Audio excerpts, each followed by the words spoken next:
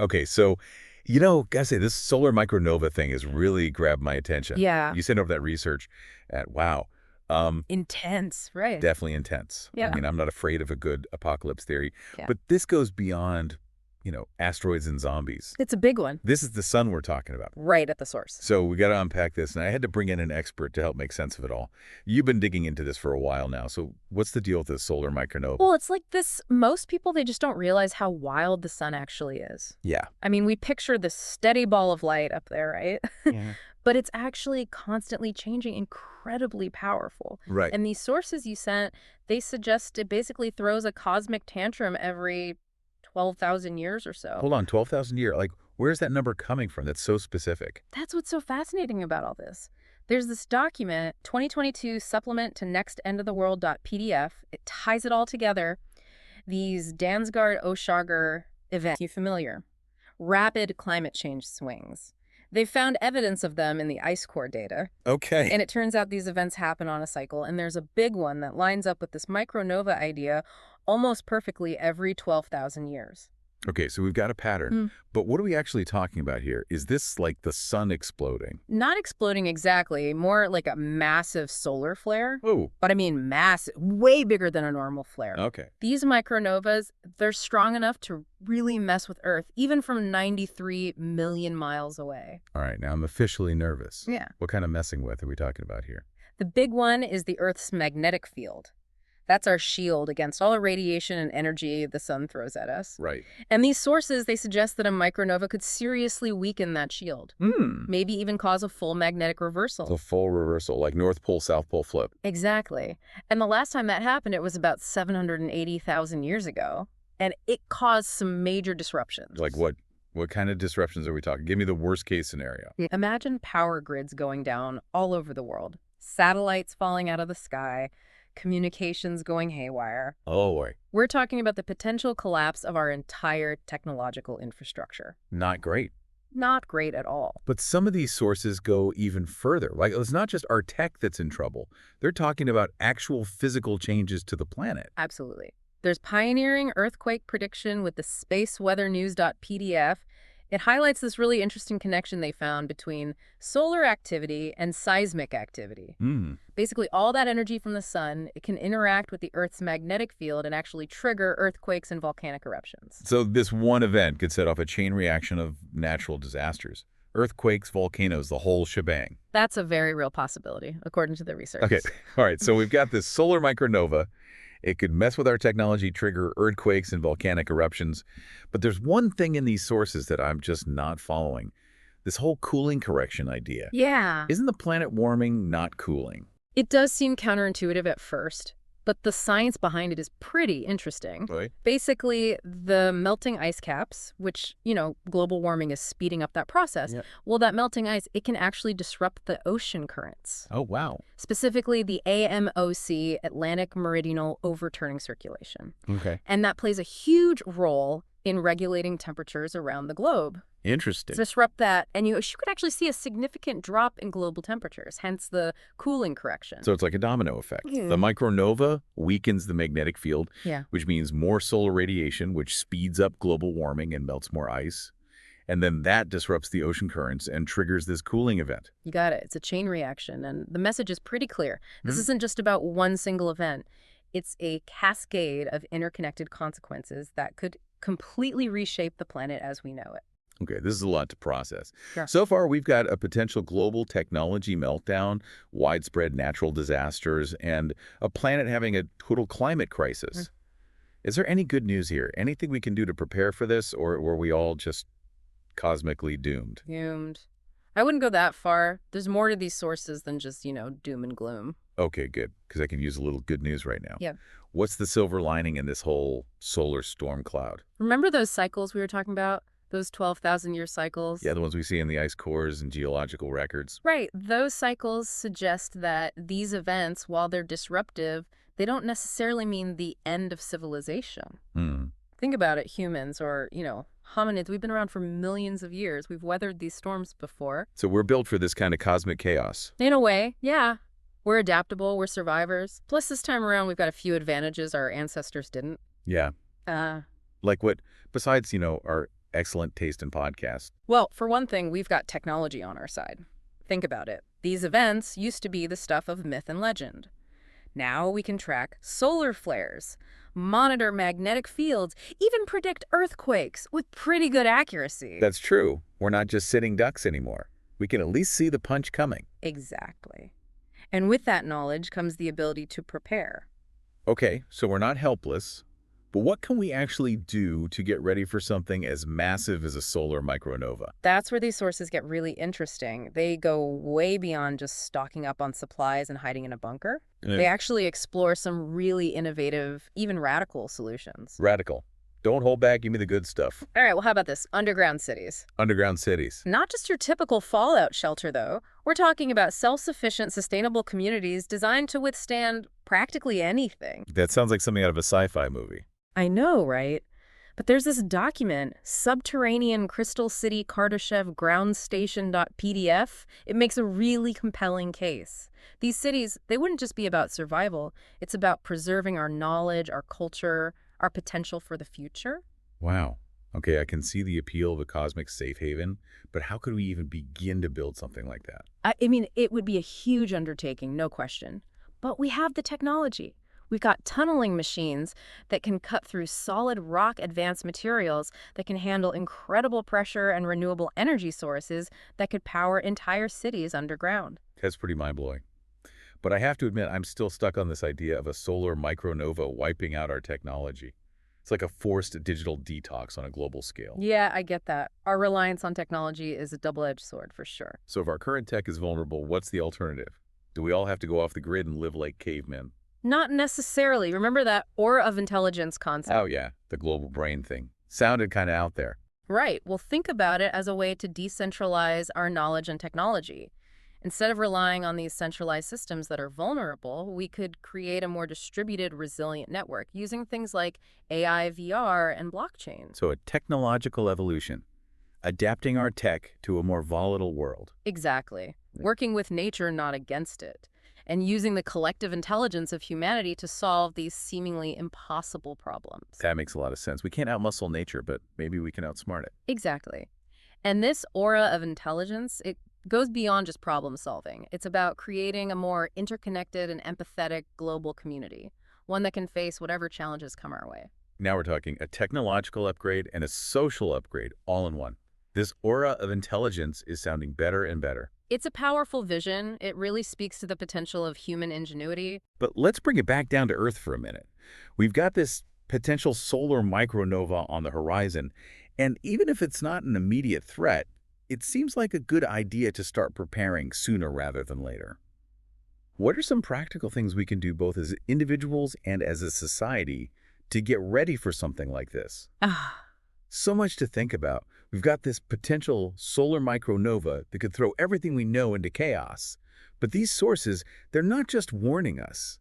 They're offering solutions, and some of them, like those underground crystal cities, are straight out of science fiction. It's true. But it just goes to show you, even with the universe throwing curveballs at us, humanity, we can't help but imagine and innovate. It's in our nature. I love that. But let's bring it back down to Earth for a second. We've talked about these big picture solutions, but what about the everyday person listening to this right now? What can we actually do to prepare? That's the million-dollar question, right? The good news is a lot of the things you do to prepare for a solar micronova, they're just good practices for any kind of disaster preparedness. Okay, good to know. So what's the rundown? Well, first things first, have a plan. Know your evacuation routes if you live in a disaster-prone area. Have a go bag ready with the essentials. Water, non-perishable food, first aid kit copies of important documents. Those are the basics, but this isn't your average hurricane, right? We're talking potential societal collapse here. Right, so think beyond the usual too. Having backup power sources is crucial. Solar chargers, hand crank radios, even just a stockpile of batteries. And consider those old school skills, first aid gardening, knowing how to start a fire without a lighter. So self-sufficiency is key. Got it. But what about our digital lives? It's not like we can just download survival skills if the internet's down. And that's where that aura of intelligence idea comes in. Imagine, instead of relying on the internet as we know it, we had access to this decentralized knowledge base, something that would be accessible even if traditional networks go down. A backup for our collective brain power. I like it. But how realistic is something like that? More than you might think. The technology is already out there. blockchain mesh networks, peer-to-peer sharing. We're already using these for things like cryptocurrency and file sharing. Imagine their potential in a crisis scenario. So we're not reinventing the wheel, just using the tools we have in new ways, like dusting off that old shortwave radio. Exactly. And that's where gamification comes in. Remember, we touched on that. It's in that O1 GAJRA Earth All Combined.pdf document. Yeah. Imagine making learning these skills engaging, even fun. There's that saying, the best way to predict the future is to create it. If we approach this with a sense of possibility, with collaboration, maybe this potential crisis can actually lead us to a better future, a more resilient, more connected world. That's the hope, that instead of fearing the unknown, we can choose to embrace the challenge, use our collective intelligence to not just survive, but thrive. Now that is a message I can get behind. Yeah. So to everyone listening, this isn't about panicking. It's about being informed, being prepared, and maybe even being a little excited about the potential for positive change. It's about remembering that even when facing something as powerful as the cosmos, we have the power to shape our own destiny. This deep dive has been quite the journey. We've gone from the potential end of the world as we know it to a glimpse of a future where humanity not only survives, but evolves. Thank you for guiding us through this fascinating and slightly terrifying topic. The pleasure was all mine. And remember, knowledge is power. The more we understand about the universe and our place in it, the better equipped we'll be for whatever challenges come our way. And to our listeners, we leave you with this. What if this solar micronova, this cosmic shakeup, isn't a catastrophe, but a catalyst? A chance for humanity to hit the reset button, to build a future that's more in tune with nature, with each other, and with the incredible potential that lies within us all. Think about it. All right, so you want to talk about thinking big. Oh, we're talking big. We got someone who's not just planning for the future, but for, like, every possible future. Right, and that's what makes this deep dive so fascinating. What are his plans? Scientific papers. Song lyrics. It's like they took every crazy idea Threw them in a blender. and hit puree. But here's the thing. There's a method to this madness. Absolutely. A single, very driven personality behind it all. And they are not messing around. I mean, Yeah. right off the bat, we got this name that jumps out, GAJRA Earth. See, that's either going to be brilliant, Or bonkers. maybe both. Acronyms, they're risky, instantly forgettable. Or they become like a brand. Exactly. This feels like they want their ideas to become a landmark. Well, let's break it down. Global Association for Joyful, Responsible Abundance on Earth. Ambitious much. Just a tad. But that's where things get really interesting. We got our hands on this timeline of this person's hopes and fears, like over a span of a few years.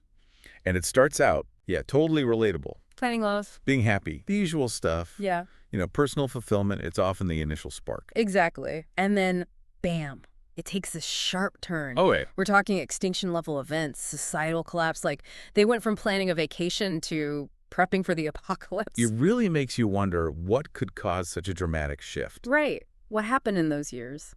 And more importantly, how do they go from fear to, well... Joyful, responsible abundance. Exactly. Here's the other thing. This person is a list maker. And I'm not talking about your grocery list. No, we're talking like spreadsheets upon spreadsheets. Detailed inventories of everything. Yeah. Software, survival equipment, business ideas. It's incredibly specific. Okay, so for example, they have VR headsets listed right alongside business simulation software. It's like they want to not only plan for these futures, But live them. yeah, virtually experience what it would be like to navigate these different scenarios. We see this a lot with futurists, this drive to not just predict, but to inhabit their visions. And it gets weirder. We keep bumping into this one recurring theme, auras. Okay, this is where it gets really out there. Not just auras in the, like, mystical sense, although there's a bit of that too. This person is designing an app, a wearable interface. Hold on. Like a Fitbit, but for your aura. Kind of. They call it an aura of intelligence. Imagine wearing your values, your data, your entire digital self projected as this glowing energy field around you. Okay, now that's just wild. Right. But we are talking about someone who seems obsessed with pushing boundaries. So is it that far-fetched? Well, we're already seeing a convergence of biofeedback, effective computing, like giving technology the ability to read your emotions and data visualization. But this is next level. And just when we thought we had a handle on things, it takes a hard left. Right. Suddenly we're knee-deep in scientific papers. Stacks of them. Climate change is the main theme here. But with a twist. This isn't about cutting down on carbon emissions or anything like that. It's like they're digging into the science that everyone else is ignoring. Exactly. They're really interested in the role of solar activity, like big time. Solar flares, coronal mass ejections, basically giant bursts of energy from the sun. And get this, they're citing all these studies on these naturally occurring warming and cooling periods throughout Earth's history. Dansgaard-Oeschger cycles, Heinrich events. It's pretty intense stuff. And they're going deep on this solar Heinrich bond cycle.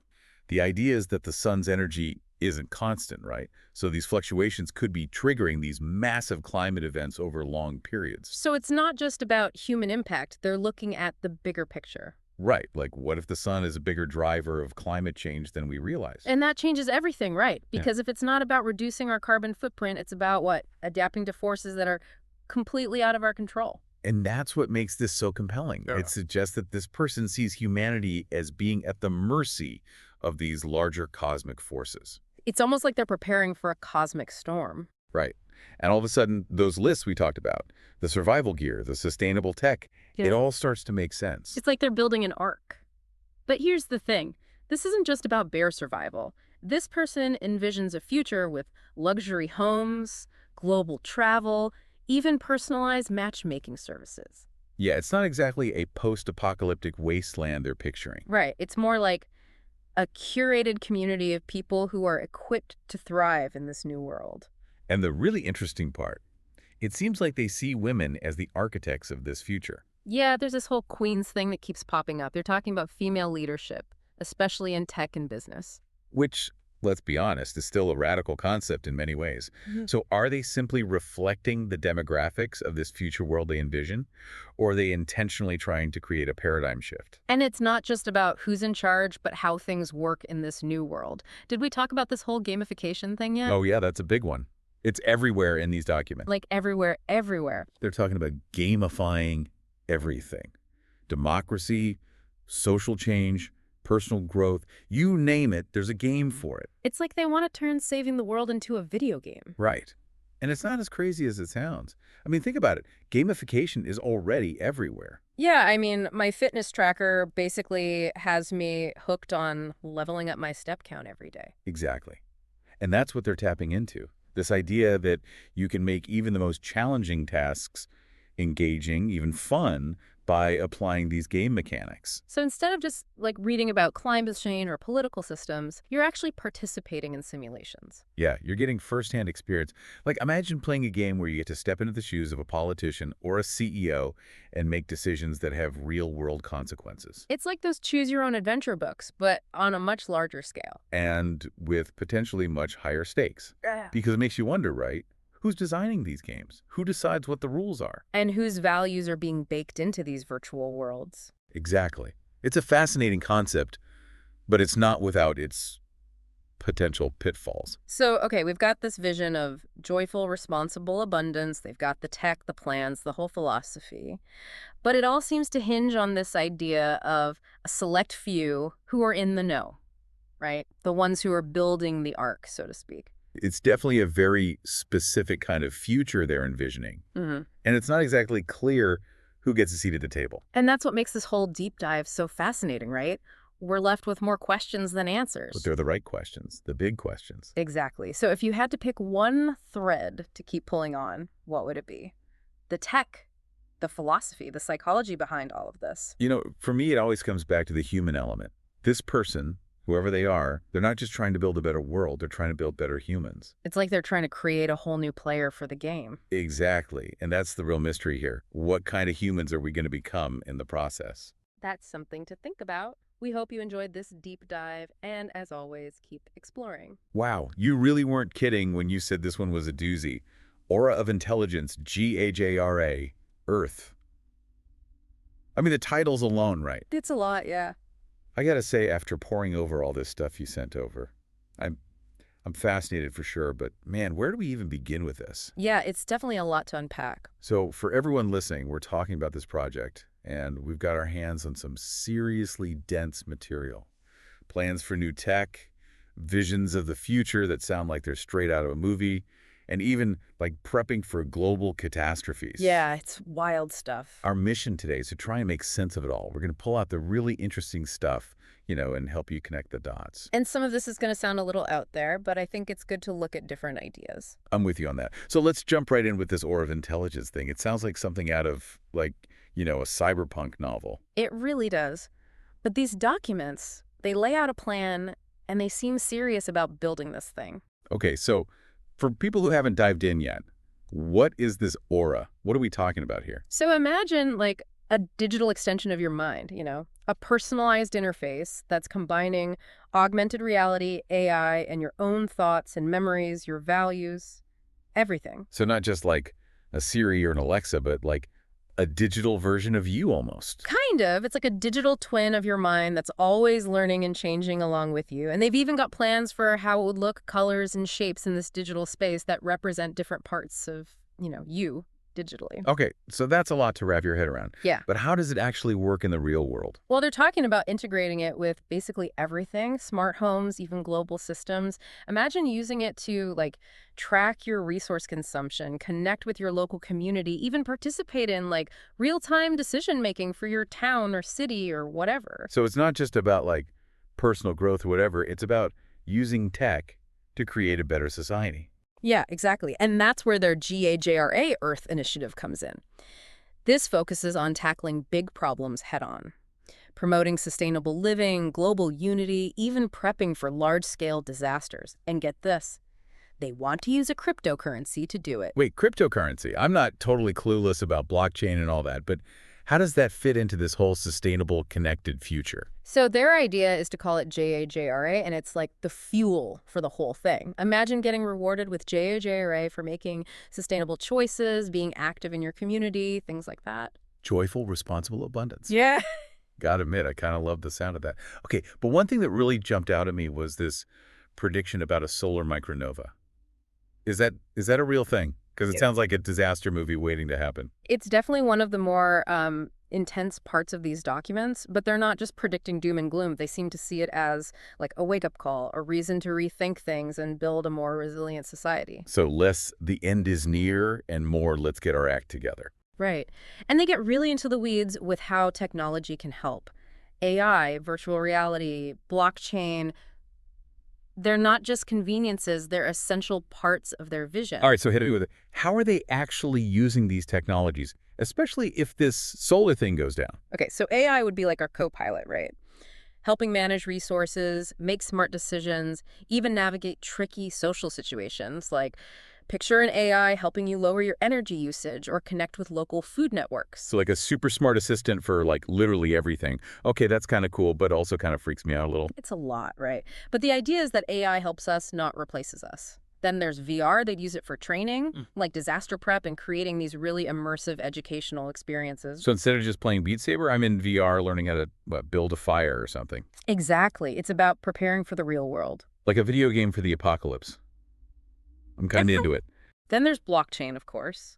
Secure systems for managing resources, supply chains, even new types of government, all with their GAJRA cryptocurrency. Okay, so they're basically building a whole new digital world, and it's supposed to be more resilient and fair and all that. Yeah, kind of. But let's talk about this elephant in the room, this solar micronova. What do they think is going to happen, and how do you even prepare for something like that? Right, because last time we talked about space stuff, it was about asteroids, and now we're upping the ante to exploding stars. Well, they're looking at scientific research, historical data, and they think these events happen in cycles. Rare, but not impossible. And they think our planet might be due for another one. Okay, so they're looking back to see the future. But what are we talking about here, impact-wise? Paint us a picture, even if it's a scary one. Well, they're saying it could start with solar flares and coronal mass ejections. Those are bad enough, messing with power grids, communications, satellites, causing chaos. Okay, not ideal, but not the end of the world. Yeah. All right. Well, that's just the beginning. They also think it could cause geomagnetic reversals, or the Earth's magnetic poles flip. Okay, now we're getting into some serious doomsday stuff. Yeah, it could weaken Earth's magnetic field, and then we're exposed to all this radiation from the sun and space. Not great. So how do they think we're going to survive this thing? They wouldn't be throwing this all out there without some plan. Yeah, right. And that's what we're going to get into next. They've actually got plans for surviving and rebuilding after this solar micronova. We're talking like resilient communities, survival skills even, maybe colonizing space. Space colonization. You've got to be kidding me. All right, we need to unpack all of that, but let's take a quick break first. Don't go anywhere, folks. Okay, so before the break, things were getting a little intense with this whole solar micronova thing. But these documents, they don't just predict doom, they actually talk about solutions, or at least how we might start to tackle these huge problems. Yeah, and that's where they get really into community building. They seem to believe that strong communities are like the key to getting through a major crisis. Like think about it, if the grid goes down, who's going to help you out? Your Right. neighbors, right? Makes sense. It takes a village and all that. But they're not just talking about, like, huddling together for warmth, are they? What does a resilient community even look like in this context? It's way more than just basic survival. They're talking about permaculture, creating self-sufficient food systems, microgrids for renewable energy so you're not reliant on the main power grid. They even have plans for eco-friendly building using local materials. So it's like, if this disaster happens, it's a chance to hit the reset button and rethink how we live. Totally. And this is where their tech ideas come back. In AI, VR, blockchain, they see these as tools to build this new way of life. Okay, I'm ready for the tech rundown part 2. Hit me with it. How do these actually work in these resilient communities? Well, AI could help with like resource allocation. Imagine AI predicting weather patterns to help farmers or something. They even have this idea for, get this, an AI in-home auto farm. Wait, what? An AI that grows your food? It sounds crazy, right? But think like AI-powered hydroponics or something. You're growing food right in your house. That would be pretty handy if there's, a global food shortage. Sign me up. But how does VR fit into all this, besides the whole apocalypse training thing? Well, they talk about using VR to build empathy, to help people understand each other better. Imagine learning about different cultures or like conflict resolution skills in VR. It's like a empathy simulator. Okay, I can see how that would be useful. And blockchain. That's got to be more than just their JJAJRA cryptocurrency, right? Right. They'd use it for managing resources within the community, tracking where your food comes from, making sure trade is fair, even voting on community decisions. And it would all be powered by GAJRA. So it's like a whole new economy, but it's built on fairness and transparency, not just profit. Yeah, exactly. But let's get back to surviving the actual solar micronova. That's kind of important too. Yeah, no kidding. Those predictions were pretty freaky.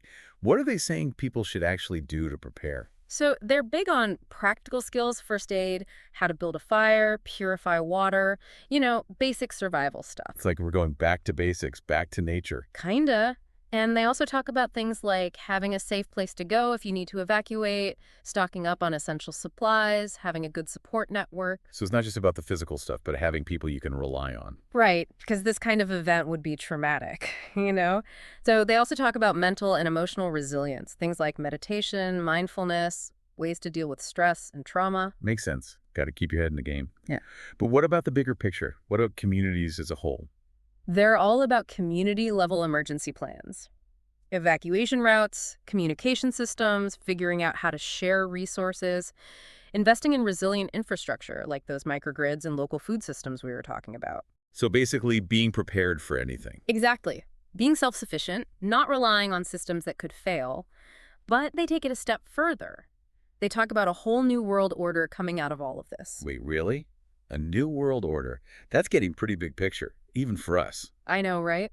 But they seem to think that a big global event like this could be a chance for humanity to hit the reset button, rethink our values and all of that. So it's less the end of the world and more the world is changing whether we like it or not. Right. And they have this whole vision for what this new world could look like. So we've been talking about some pretty big ideas here. New world orders, major changes to, like, everything.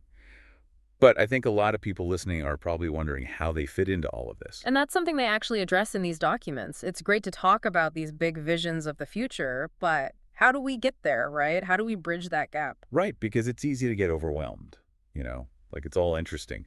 But what can I, as just one person, actually do? Well, they're pretty clear that there's no one right answer.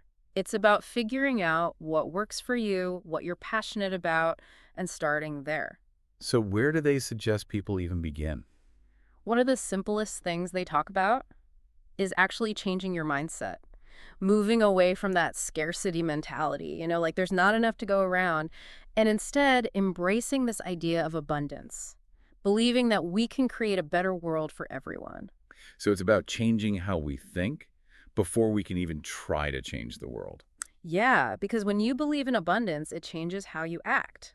They use the example of choosing to shop local, supporting businesses that are trying to be sustainable, or even just like buying less stuff, trying to live more simply. Yeah, I could see that. Those are things anyone can do, really. What else do they talk about? Community is huge for them. Connecting with people who share your values, building relationships with your neighbors, getting involved in local projects that are trying to make things better. Finding your people and working together. I like that. And of course, learning. Staying informed about the problems and the possible solutions.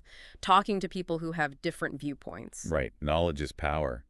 But they also talk about their aura thing as being important for all of this, Yeah. right? Not just as a cool piece of tech, but like a tool for personal growth and connection. Totally. They think the aura of intelligence can help you look inward, you know, become more aware of your thoughts, your actions, and how they affect everything around you.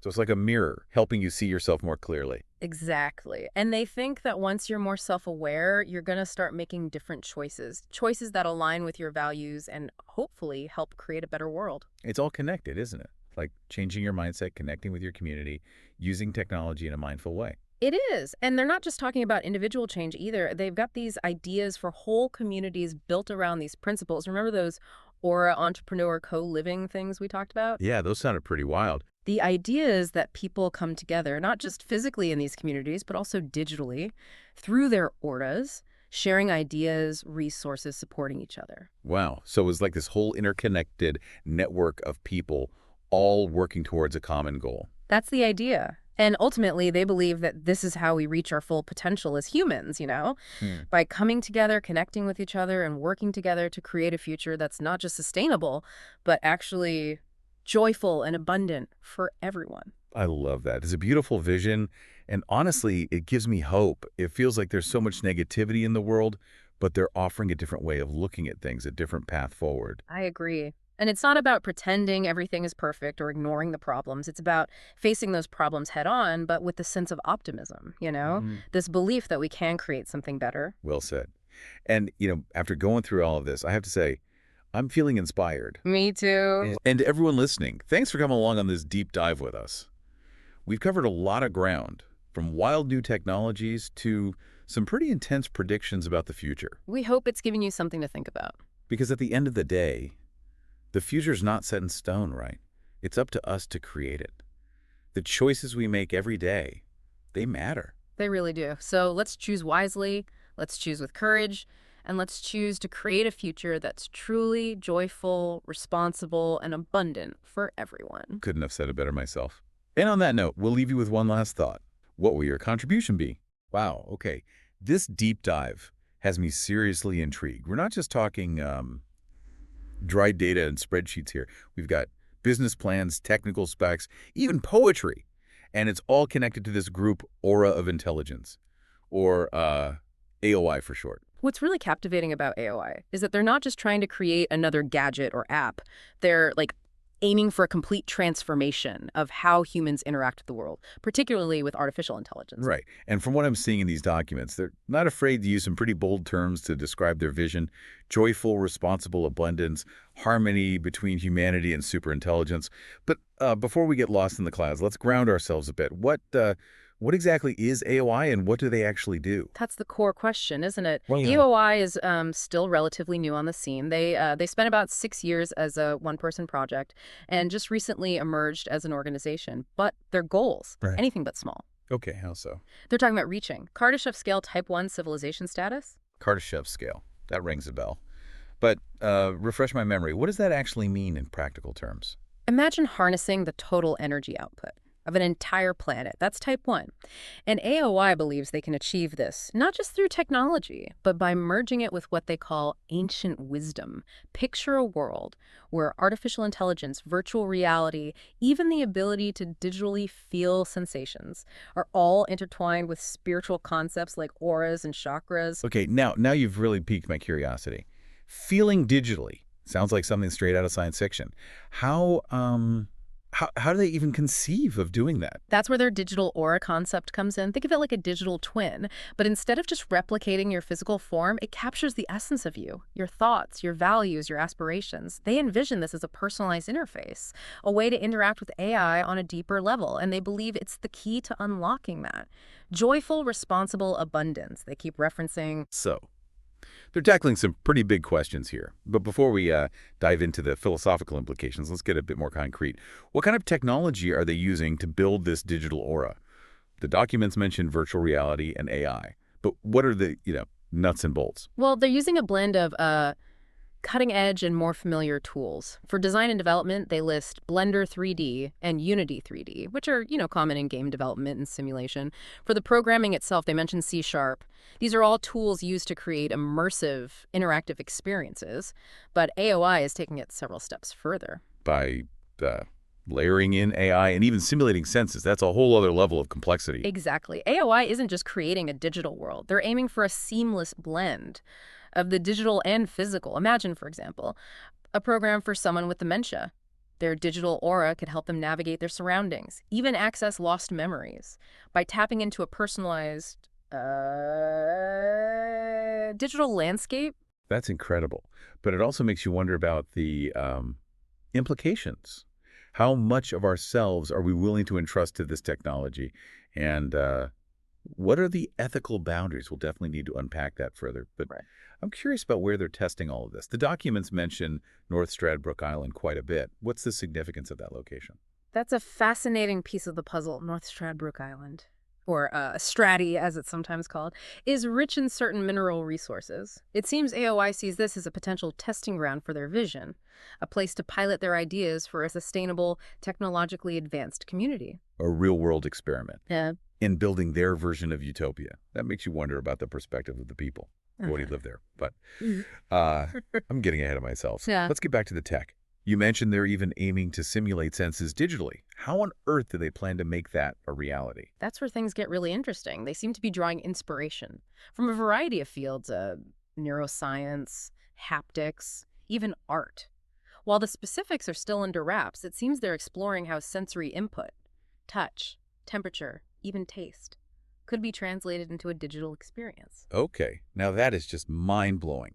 So we're not just talking about seeing a digital world, but actually feeling it. This is starting to sound like a whole new level of reality. It certainly is, and that's what makes AOI so compelling. They're not just pushing the boundaries of technology, they're questioning what it means to be human in a world increasingly intertwined with the digital. This idea of a digital aura, of capturing the essence of a person, it raises so many questions about identity and consciousness. It's almost as if they're trying to, like, digitize the soul. That's a powerful way to put it, and it speaks to the profound implications Yeah. of what AOI is attempting. They're not just talking about augmenting human capabilities, they're exploring the very nature of what makes us human. And that exploration, it extends beyond the individual, doesn't it? They have this whole concept of global group marriages, which seems to be about redefining relationships and community in this digitally enhanced world.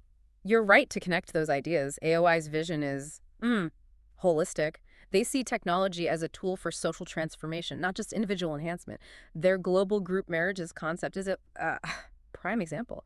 It's based on ethical non-monogamy and a belief in what they call systematic cyclical relationships. So not just open relationships, Yeah. but like a whole new paradigm for how people connect and build families. Precisely. They believe that traditional monogamous relationships are too limiting, that they don't allow for the full spectrum of human connection. They see their model as more fluid, more inclusive, and ultimately more in tune with human nature. It's definitely a radical departure from the norm, but it makes you wonder, in this world of digital auras and interconnected communities, is there like room for individuality? What about people who are perfectly content with traditional relationships or who have, different values? Yeah. That's a critical question. And to be honest, one that's not fully addressed in the materials you shared. AOI emphasizes inclusivity, but they also seem to assume that everyone will embrace their vision of the future. It raises concerns about potential pressure to conform, about whether there's space for dissenting voices in their utopian model. That's what makes me a bit uneasy. It's one thing to create technology that empowers people. It's another thing entirely to use that technology to shape society. according to a specific ideology. And with their talk of a global vote and arts festival using a blockchain-based voting system, it sounds like they're aiming for a highly structured, even centralized form of governance. That's a perceptive observation. There's a definite tension between their emphasis on individual empowerment and their vision for a highly interconnected, technologically mediated society. It raises questions about how they balance individual freedom with collective goals, about who ultimately controls the technology, and sets the rules of the game. And speaking of games, they even mention plans to gamify their whole approach.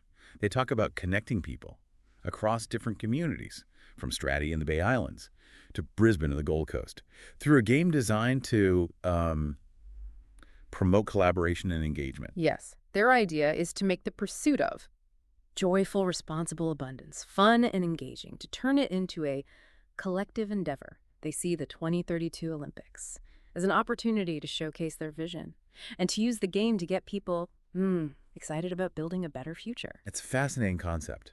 But I can't help but think of all the ways gamification can be misused. We've seen how easily it can become a tool for manipulation, for steering people towards certain outcomes without their full awareness. You're right to be cautious. Gamification, like any powerful tool, can be used for good or ill. It all comes down to, intent and design. AOI's heart might be in the right place. But whether they can implement this game ethically and avoid the pitfalls of manipulation, that remains to be seen. It seems like every layer we peel back reveals another layer of complexity. It certainly does, and we haven't even touched upon their fascination with space weather. Oh, right. They mentioned a space weather hub and integrating data from sources like solar activity and volcanic eruptions. I admit, I skimmed over that part. It seemed a bit out there. Yeah. Even for AOI. What's the connection to their other goals? It's not explicitly stated, but the documents suggest they see space weather as more than just a scientific curiosity. They seem to believe it has profound implications for humanity, potentially even influencing consciousness and evolution. Okay, now that is out there. Yeah. Are they saying like a solar flare could trigger a mass spiritual awakening? Or are they just really worried about their computers crashing? It's hard to say for sure, but they talk about harnessing the energy of space weather, even integrating it into their technology. Imagine a world where digital auras are influenced not just by our thoughts and emotions, but by the very rhythms of the cosmos. That's either brilliant or completely bonkers. Or maybe a bit of both. It's clear they're not afraid to think big, too, like blend science and spirituality in ways we haven't seen before. Absolutely. And that brings us to another intriguing and potentially concerning aspect of their plan, their financial strategy. They're planning what they call the JAJR Earth ICO, which seems to be their version of an IPO, but with cryptocurrency. Right. GAJRA, the Global Association for Joyful, Responsible Abundance on Earth. It's their overarching organization, right? Exactly. And this ICO, along with their plans for a decentralized autonomous organization, or DAO, suggests they're not just creating a new technology or even a new society. They're trying to build a new economic system. Wow. Okay. So we've got digital souls, group marriages, space weather, and now a crypto utopia. I need a moment to process all of this. Yeah, take your time. It is a lot to digest. But that's what makes this deep dive so compelling, when you say. AOI is like a prism reflecting 1,000 different possibilities, both exhilarating and a little unnerving. You nailed it. Exhilarating and unnerving in equal measure. But, okay. Let's try to untangle this crypto aspect a bit more. They're calling it the JJR Earth ICO. Is this their way of funding this whole operation? And what even is a decentralized autonomous organization, or DAO? It sounds like something out of a cyberpunk novel. Think of a DAO, like as a company run by code instead of a CEO. It's governed by a set of rules written into a blockchain, and decisions are made collectively by the people who hold tokens, in this case, through this JJRA Earth ICO. So, instead of stock options, it's crypto tokens fueling this whole enterprise. And they're hoping to attract investors who, align with their, let's call it, unique worldview. Precisely. They're not just seeking funding, they're seeking believers, people who will not only support the project financially, but also participate in shaping its direction. They envision this DAO as a global community, bound together by shared values and a commitment to a joyful, responsible abundance. It's a bold move, to say the least. But you have to admire their ambition. Let's bring this back down to earth for a moment. Assuming, and that's a big assumption, that they managed to pull all of this off, the tech, the social changes, the crypto-powered utopia. Yeah. What would that world actually look like? Paint me a picture. Imagine a world where technology is Right. seamlessly integrated into our lives, but not in the way we often see today, not just screens and devices, but a world where the digital enhances our connection to ourselves, to each other, and to the planet. Okay, I'm listening. Imagine sustainable cities designed with human well-being in mind, powered by renewable energy sources like space-based solar power, perhaps even influenced by that space weather they're so fascinated by. Communities where people connect, not just online, but through, shared purpose and collaboration, facilitated by their digital auras. Education and healthcare systems personalized to individual needs and aspirations, guided by AI that acts not as a replacement for human judgment, but as an extension of it. It's a compelling vision, I'll grant them that, Yep. but also feels very idealistic. Are we really to believe that technology, even combined with ancient wisdom, Yeah. can solve all humanity's problems Yeah. and usher in a new era of peace and harmony? Don't get me wrong, it's a future I would love to live in, but is it truly achievable? That's the million-dollar question, isn't it?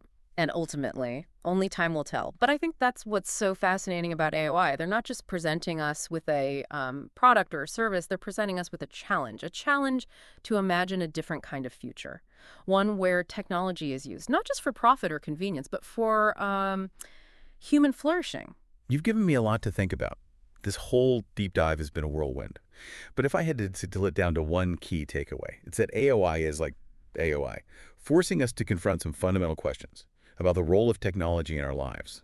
Absolutely. Are we in control of technology? Or is it shaping us in ways we don't fully understand? Are we creating a future that benefits all of humanity?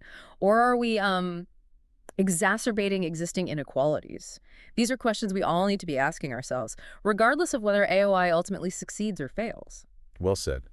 And on that note, I think it's time to wrap up this deep dive into the world of aura of intelligence. We've covered a lot of ground today, but I have a feeling this is only the beginning of the story. Indeed. And I suspect we'll be hearing a lot more about AOI in the years to come. For better or for worse, as always, we encourage you to continue exploring these ideas, to question what you've heard, and to form your own conclusions. What does joyful, responsible abundance mean to you? Could AOI's vision become a reality? And if so, what role would you play in shaping it? These are questions worth pondering as we navigate the uncharted waters of the 21st century. Thanks for joining us on this deep dive, and until next time, keep seeking, keep questioning, and keep your minds wide open. Okay, so are you ready to dive into something really different today? Always up for a challenge. What do we have? Well, today we're looking at Grajera Earth. Yeah, Earth. Yeah, and it's a lot to unpack. Imagine technology and spirituality coming together to create a world of, get this, joyful, responsible abundance. Okay, joyful, responsible abundance. I like it already. Right. So we're talking eco-cities, digital, We're talking eco-cities, digital versions of ourselves. okay. Even plans for space exploration. And, you've sent us a really interesting mix of stuff. Documents, tech specs, Right. even poetry. So let's try to figure out what this whole ambitious vision is about. Yeah, what's really interesting to me about Greyjar Earth is how it's trying to tackle personal and global challenges at the same time. Yeah. It's not just about better tech, it's about using tech to make us better and, create a better relationship between humans and the planet. Right. It's like they looked at everything and said, let's not just think big, let's think bigger. And at the heart of it all is this thing called aura of intelligence, or AOI. Mm-hmm. It's a pretty bold concept. It is. So imagine having a digital twin, a reflection of yourself in the digital world. And this twin, it evolves with you. Okay. It could be like a personalized interface, Yeah. or you could interact with technology in a totally different way. So instead of me just, scrolling endlessly on social media, my digital twin would be like, no, look at this. This is going to help you grow. Exactly. It's like having a personal assistant and a mentor and a friend all in one. Yeah. But it goes beyond just personal growth, right? Think about healthcare. Imagine AOI helping people with dementia, giving them support, stimulating their memory, even enhancing communication. Wow, that would be revolutionary. It's amazing to think that this could actually happen. This tech could improve lives and solve big problems we have as a society. Speaking of problems, what about these eco-cities? That's a huge thing, building sustainable communities. Absolutely. In the documents you sent, they highlight these plans for this totally self-sufficient community on North Stradbroke Island. Okay. They want to use local resources, mineral-rich sands and things, to build everything they need. And it'll all be powered by renewable energy. They even mentioned 3D printing. It's interesting how they're using super advanced tech, but they also really respect nature, like they're connecting the digital world and the natural world. But what about those of us who don't live in these like futuristic eco-cities? How does everyone else connect and work together in this vision of J-Jar Earth? That's where this whole global vote and arts festival idea comes in. Okay. It's their way of rethinking global collaboration and how we participate as citizens. Okay, tell me more. Global Vote and Arts Festival. It sounds amazing, almost too good to be true. It's definitely ambitious. Imagine a global platform where everyone, I mean everyone, can share ideas, celebrate their culture, and help make decisions about the planet. They even talk about making it fun by using things like gamification to make complicated issues easier to understand and more engaging. So instead of those, boring political debates, we could have like interactive games and simulations that would help people really get it, the impact of their choices and work together to find solutions.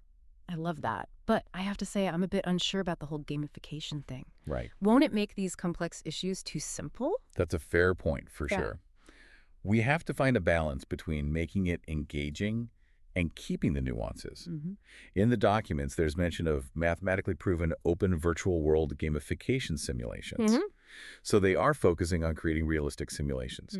But you're right, transparency is key, and so is ethical design. We have to make sure these games are used for good, for education and collaboration, not manipulation. That makes sense. So we've got amazing eco-cities, a global festival for art and democracy, and those awesome aura of intelligence digital twins. But how does this all fit together? What's the thing that connects this whole vision? That's what's so fascinating about Joyjar or Earth. They're not just giving us random projects, it's all connected.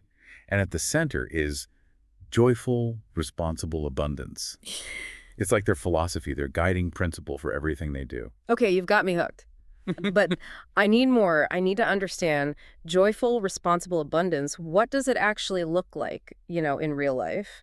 And how do they plan on making it a reality and not just a dream? Well, that's exactly what we're going to dig into. We'll explore the specific technologies they're going to use, the obstacles they face, and what it all means for people and communities everywhere. This is getting good. Don't go anywhere. We'll be right back to continue our deep dive into the fascinating world of Joyjar Earth.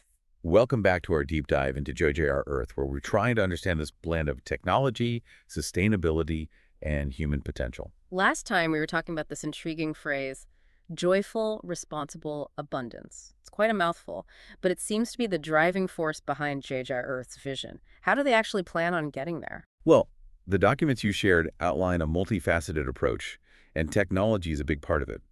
One thing that keeps coming up is the idea of empowering individuals.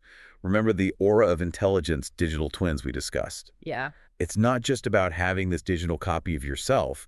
It's about using that copy for personal growth. So like having a personalized guide in the digital world to help you navigate all the information out there and unlock your full potential. Exactly. The documents even mention aura teacher training and priority spaces for aura teacher training. Interesting. So it seems like they envision a system where people not only benefit from their own digital auras, but can also learn to guide others in using this technology for personal growth. Imagine AI and human intuition working together to help people discover themselves and be more creative. That's a powerful image, and it really speaks to the idea of abundance being more than just material wealth. It's about knowledge, connection, and personal fulfillment. Exactly. And this abundance isn't meant for just a select few. The documents emphasize making these tools and technologies available to everyone, no matter their background or location. That's really good to hear. But let's talk about those who might be a bit skeptical. It all sounds great in theory, but how does JJR Earth address the very real challenges we're facing right now, like climate change and social inequality? They seem to be tackling these challenges on multiple fronts. We've already discussed the eco-cities, which aim to create a blueprint for sustainable urban living. But the documents also hint at something even bigger, something more ambitious.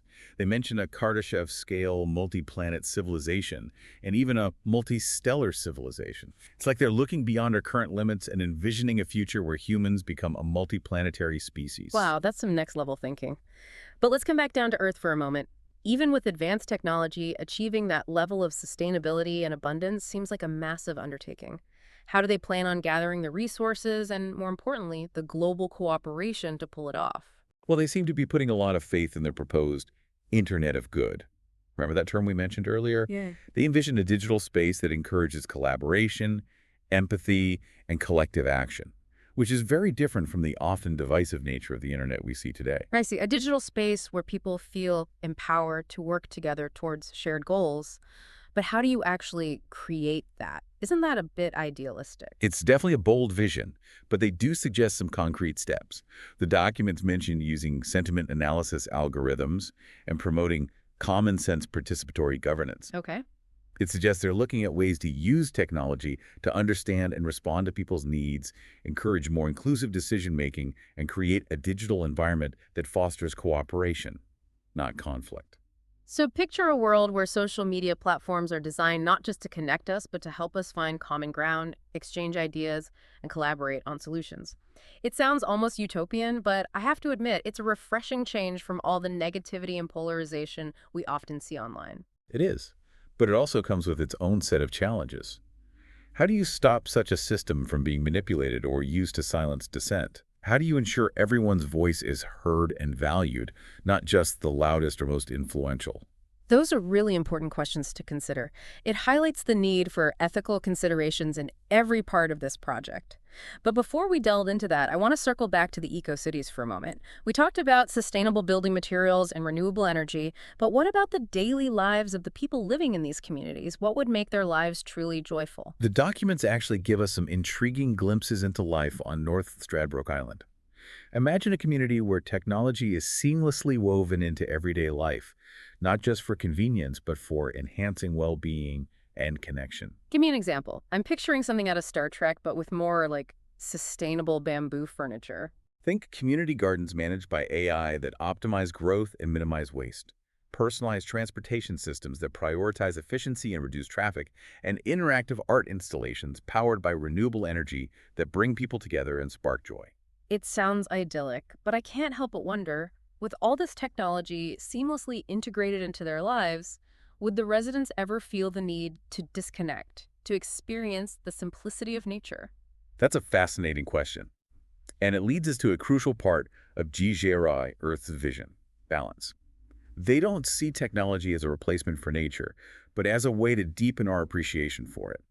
The documents emphasize the importance of green spaces, biophilic design, and nurturing a strong connection to the natural world, even within these technologically advanced communities. It's about finding that balance where technology improves our lives without disconnecting us from the things that make us human, our bond with nature, with each other, and with something bigger than ourselves.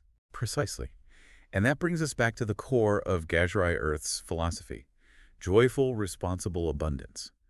It's about understanding that true abundance isn't just about material wealth, but also about purpose, connection, and well-being, all within a framework of environmental responsibility. It's a beautiful vision, but like with any grand vision, the challenge lies in the details. How do you actually turn these lofty ideals into concrete actions and sustainable systems? And what are the potential pitfalls that need to be addressed? Those are the questions we'll be exploring in the final part of our deep dive.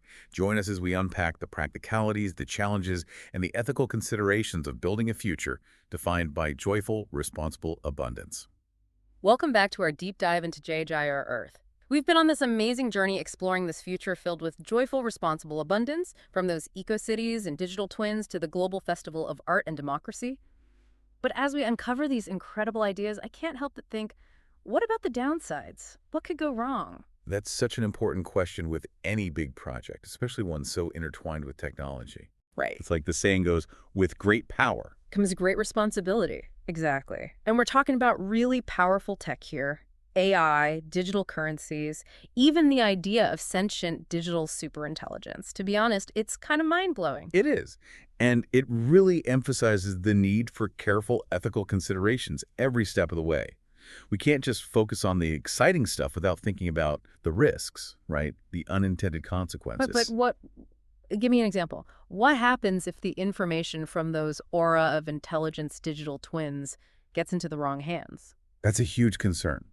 We're talking about a digital reflection of our deepest selves, our memories, our emotions, our hopes and dreams. That data needs to be protected. Yeah, it's like on one hand, it's this amazing tool for personal growth, but on the other, it could be used to manipulate or exploit us if we're not super careful. Exactly. And it goes beyond individual privacy, too. Imagine the impact on democracy if those global vote and arts festivals are manipulated by algorithms or by those in power. We have to ensure this technology empowers people, not the other way around. So how does Jeju Earth plan to address these issues? Do they have any safeguards in place? They do. The documents emphasize transparency, accountability, and ethical design in every single aspect of their projects. Yeah. For example, they talk about using blockchain tech to create secure and decentralized systems for managing data and decision-making. Okay, so instead of one central authority calling all the shots, you have this spread out network where power is shared and information is more secure. That makes a lot of sense, especially for something as personal as a digital twin. Absolutely. And they really emphasize ongoing dialogue and collaboration with ethicists, policymakers, and the public to ensure responsible development and use of these technologies. It sounds like they're walking a tightrope, trying to balance pushing the limits of what's possible with making sure those innovations benefit everyone. They are, and it's a conversation that needs to happen everywhere, not just within JR Earth. We're all part of shaping the future. You're right. It's easy to get caught up in the idea that tech will save us. But the truth is, technology is just a tool. It's our responsibility to use it wisely, make sure it aligns with our values, and think through the ethical implications. I completely agree. And that's what I find so compelling about JR Earth.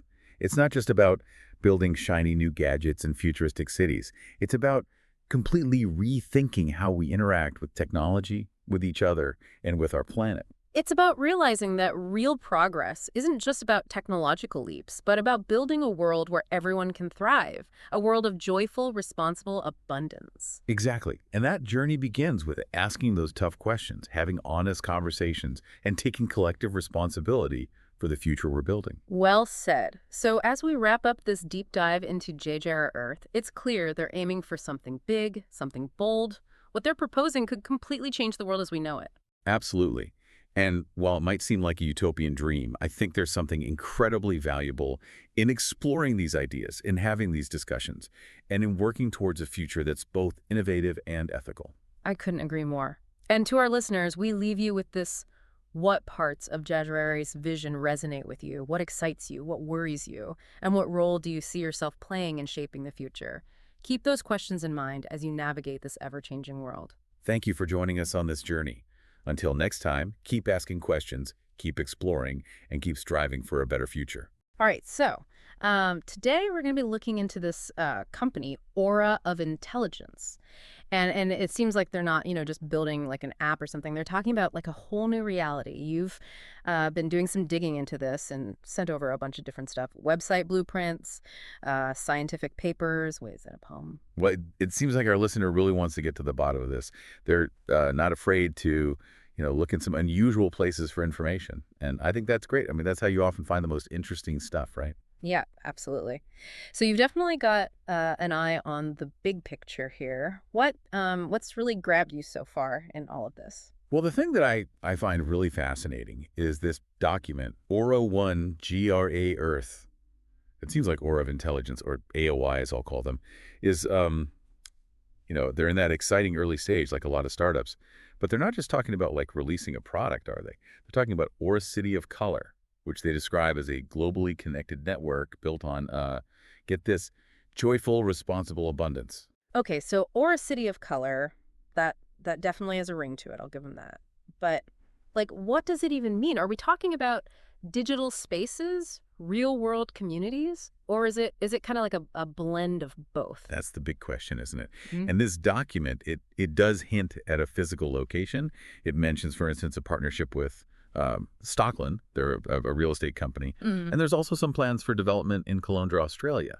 But they're also talking about this harmony between humanity, the environment, and superintelligence, which to me suggests some kind of digital ecosystem that's,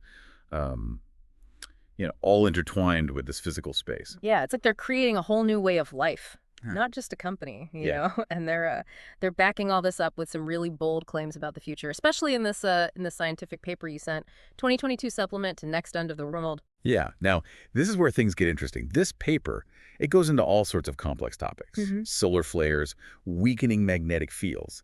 And it basically suggests that maybe our understanding of climate change, well, it might need, how do I put this, a serious rethink.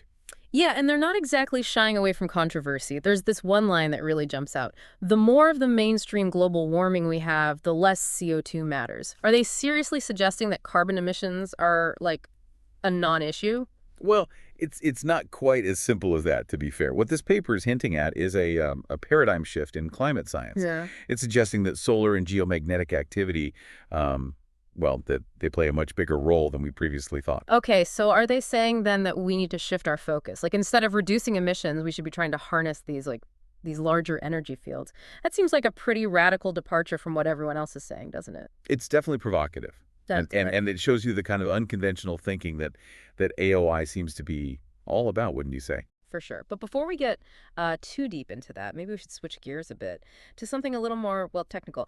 You sent over this paper, 2206.04046, sparse mixture of experts.pdf. And I gotta say, even just the title sounds like you need a PhD to understand it. Yeah, that one is a bit of a mouthful, isn't it? I tried skimming it, and I think my brain needed a bit of a recharge afterwards, honestly. But I did catch a couple of interesting terms: domain generalization and visual transformers. Any chance you could, translate those into plain English for those of us who who don't speak fluent AI? Sure, I can give it a shot. Yeah. So essentially, this paper is exploring some cutting-edge AI research. Specifically, it's about how to make AI models more adaptable, more flexible. So domain generalization, what that means is you're training an AI to perform well across a whole bunch of different situations, not just the specific scenarios it was trained on initially. Okay, yeah, that makes sense. But how do the visual transformers fit into all this? Right, so visual transformers are a specific type of AI architecture, and they're really good at understanding and processing visual information. So when you combine that with domain generalization, well, you have AI that can not only, see the world, so to speak, but it can also start to adapt to completely new environments and situations. So we're talking about AI that's not just smart, but it's also incredibly adaptable. But, like, how does this all connect back to AOI and their big vision? Well, think about it. AOI wants to create these incredibly detailed digital twins, right? And they're using research like this. Yeah. It suggests that they want these digital twins to be, well, far from just static representations. They're talking about AI that can learn, that can evolve, that can interact with the world in a much more dynamic way. Hold on. So we're talking about digital twins that can, like, Mhm. that can think for themselves? Because that's amazing, but also kind of terrifying, don't you think? Yeah, it's a question that philosophers and ethicists are already they're already trying to wrap their heads around it. That's for sure. But to understand how AOI sees these digital twins actually working in the real world, we need to look at their user interface. And luckily, you sent over this YouTube transcript, Aura of Intelligence Explainer. Ah, yes, the explainer. It's like they knew we'd need a decoder ring or something. So from what I understand, they're letting people build their own auras. That's right. And this other document you sent, Blend Aura to Unity.pdf, it gives us a little peek into how they're doing it. It seems like they're using this mix of like advanced 3D modeling and machine learning to create these digital representations. But the really interesting part is how they're connecting these digital auras to the physical world. And that's where things get really, really interesting. We're talking about blurring the lines between the digital and physical in ways that, well, in ways we've never really seen before. But before we get too lost in the metaverse here, let's take a quick pause to hear a word from our sponsor. Don't go anywhere. We'll be right back. And we're back, folks, diving even deeper into this whole aura of intelligence thing. We've talked about their plans for these aura cities, this wild idea of AI that can like adapt and learn. But I think it's time we, address the elephant in the room here. Yeah. What are the potential consequences of all this? It's a big question, isn't it? AOI, I mean, they're really good at painting this picture of a future where, technology helps us live these healthier, more fulfilling lives. But we got to at least consider the downsides, right? The unintended consequences that seem to come with any kind of radical innovation like this. For sure. And I'm not even just talking about the obvious stuff, like, data breaches or the AI going rogue or whatever. This is different. We're talking about, like, blurring the lines between, like, our inner world and the outside world. Suddenly our emotions, even our vulnerabilities, they become part of our digital footprint. That's a whole other level of exposure, don't you think? Absolutely. I mean, just imagine you're applying for a job and it's not just your resume they're looking at, it's your aura. And it's telling them whether you're emotionally resilient, whether you're, good at collaborating with others. It's a future where our deepest selves are used to Yep. categorize us, to judge us in ways that, well, we can't even imagine right now. Okay, that's a little dystopian, I gotta say. Like Black Mirror, but with social credit scores or something. But AI they wouldn't let it get that bad. Sure. Well, I'd love to say they have good intentions, and maybe they do. But even if they've got the best ethical guidelines in place, technology has a way of, kind of taking on a life of its own. It's like the genie out of the bottle. Once it's out there, it's out there. So what do we do? Just throw up our hands and say, all right, guess my aura is in charge now. No, I don't think so. The future isn't like set in stone, right? Yeah. We still have a say in how this all plays out. Okay, so how do we do that? Well, we need to be asking the tough questions Right. about what kind of world we actually want to live in. And we need to demand transparency from companies like AOI. We can't just sit back and let them decide for us. So we need to be more proactive, more involved in Right. in shaping these technologies and the rules around them. Exactly, because this isn't just about AOI. This is about the future of humanity. It's a lot to think about. And on that note, maybe we should take a quick break. We'll be back in a moment to finish up our deep dive into aura of intelligence.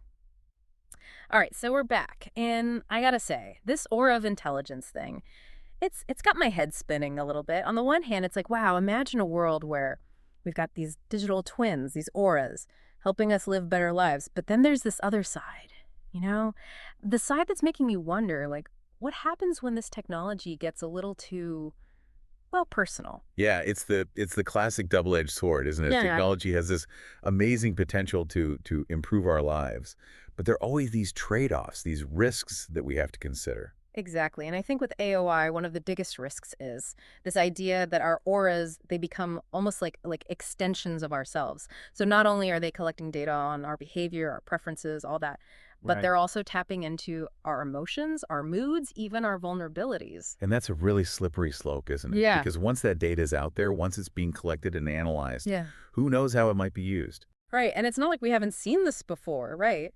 I mean, think about social media. It started out as a way to connect with friends, share some photos, whatever. And now it's this whole attention economy with algorithms designed to keep us scrolling, clicking, buying, whether it's good for us or not. And the thing is, with AOI, it's potentially even more powerful. Yeah. Because it's not just about influencing our choices as consumers, right? It's about shaping our identities, our sense of self. Okay, so what do we do? How do we make sure that this technology, this aura technology, it doesn't end up, controlling us instead of the other way around? Well, I think the first step is awareness.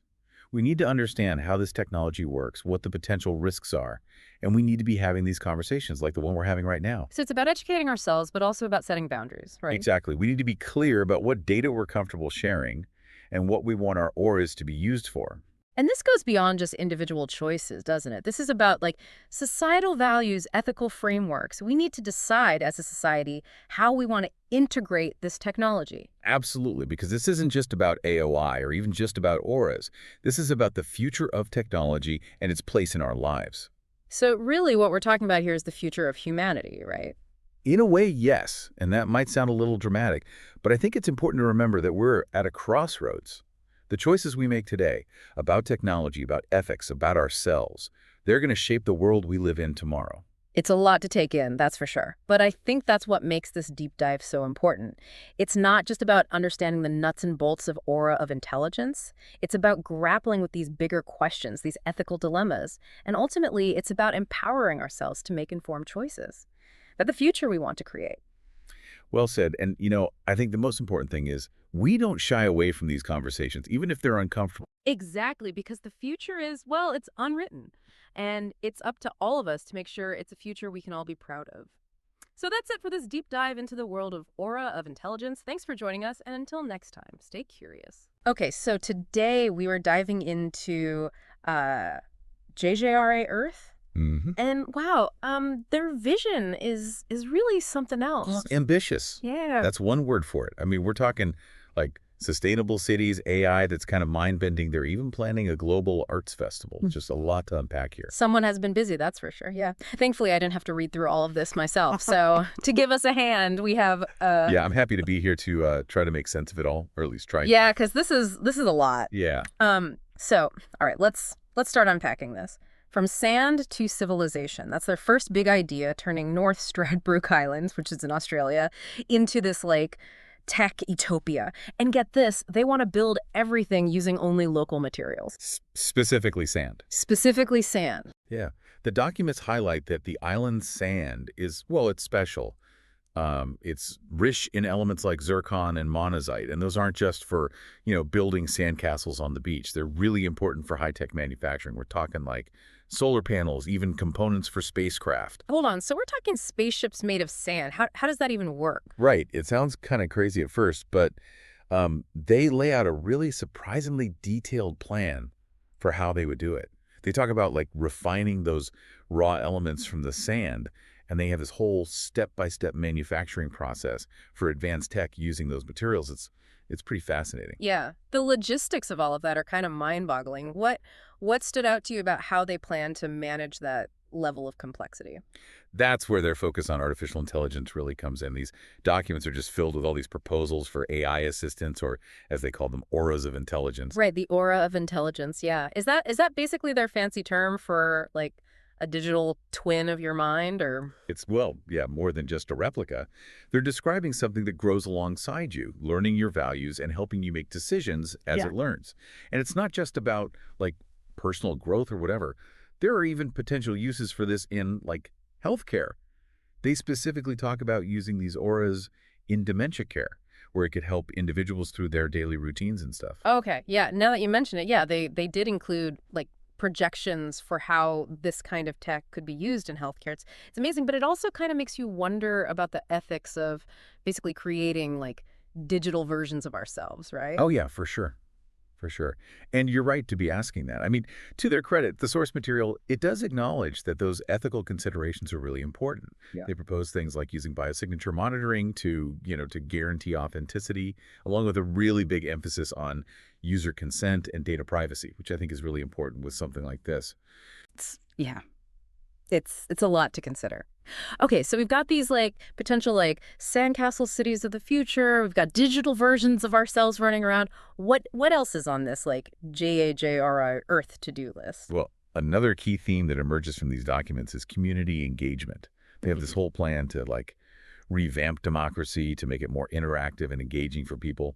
They call it gamified democracy. Gamified democracy. Okay, so are we talking, like, earning badges for voting or something? What does that even look like in practice? That's what's so fascinating. They're a bit vague on the specifics, but the goal seems to be to encourage participation by making, well, they want to make politics less about arguing and more about, working together to actually solve problems. Okay, so it seems like so far JJR Earth isn't just interested in, like, just tech advancements. They're aiming for, like, this total societal transformation. Yeah, precisely. And as if all that wasn't enough, they're also planning this massive global arts and music festival, like a new Live Aid. They're calling it Live Aid 2025.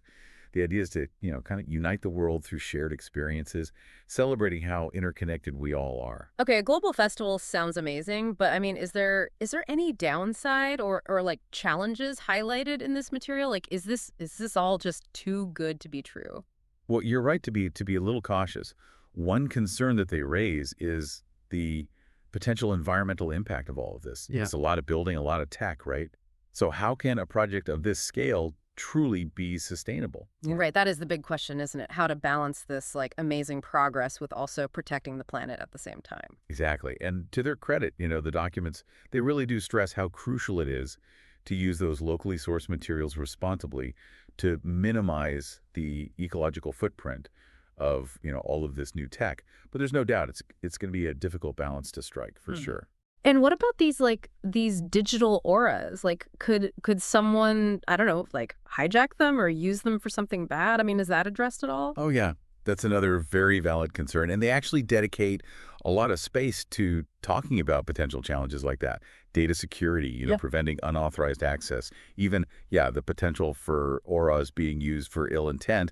They do propose safeguards, but it's definitely a conversation that needs careful consideration as this moves forward, for sure. It seems like, for every amazing opportunity here, there's an equally big question about the ethics involved, right? That's the double-edged sword of any technological revelation. Right. But it is encouraging that JJRA Earth, that they at least seem to be aware of that based on everything they put together here. Okay, so let's recap for a sec. So we've got these sustainable cities, AI companions, a complete overhaul of democracy, and a global festival.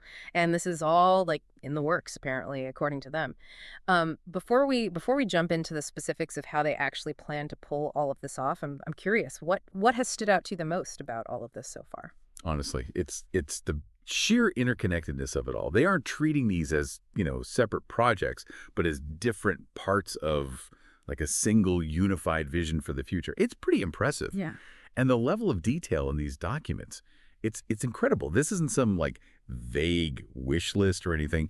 They've clearly put an immense amount of thought into this. I'm with you. It's almost like reading like a science fiction novel, but one that's like grounded in actual research and planning, which is kind of wild. Speaking of which, you mentioned earlier that they're using these ideas to actually like write stories and stuff.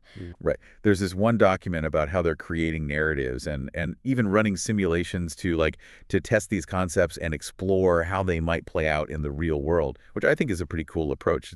It's like they're trying to anticipate the social and ethical implications of their ideas before just, building the tech blindly and hoping for the best, which I can appreciate. Simulations, I mean, that makes sense in theory, but how do you simulate something as complex as, like an entirely new way of life? That's where it gets really interesting. They're using something called gene agents. It's basically it's like AI-powered characters who live within this simulated world that they've created. Hold on, so they're creating a virtual world populated by AI to see if their ideas would actually work in the real world? Exactly. And it's not even about like perfectly predicting the future. It's more about like exploring possibilities and spotting potential problems before they happen. Hmm. And ultimately making smarter choices about how to build that better future that they keep talking about. Okay, this is blowing my mind a little bit. JJR Earth is seriously thinking outside the box here, or maybe they've like invented a whole new box altogether. That's a great way to put it. A new framework for like even imagining what the future could be. Yeah. One that isn't, held back by our current limitations and ways of thinking. We've got AI simulations, space exploration, a whole lot more to cover. So should we dive into some more of these details? I feel like we're just getting started. Absolutely. Yeah. Let's get into the specifics of how they're actually planning on making all this happen. So we've talked about their vision, their big grand vision, but how do they actually plan to fund something this massive? I mean, it just seems like it would take an incredible amount of resources to even get this off the ground. You're reading my mind. Let's get into the specifics, the actual plans. They've outlined some pretty ambitious goals, starting with actually building these sustainable cities that they keep talking about. So, like, where do they even begin with something like that? Right. Yeah. It's one thing to have blueprints. It's another to actually like break ground and start building. But their plans for North Dry Brook Island, they're actually surprisingly detailed. They're taking a phased approach. And the first stage focuses on like establishing those renewable energy sources that we talked about earlier. They specifically mentioned solar, wind, even harnessing wave power, which is interesting. So a city entirely powered by nature. That sounds like something out of a futuristic novel. What are they planning to build all of this out of more sand? Well, they are really big proponents of using, local resources whenever possible. The documents mention 3D printing as like a key construction method.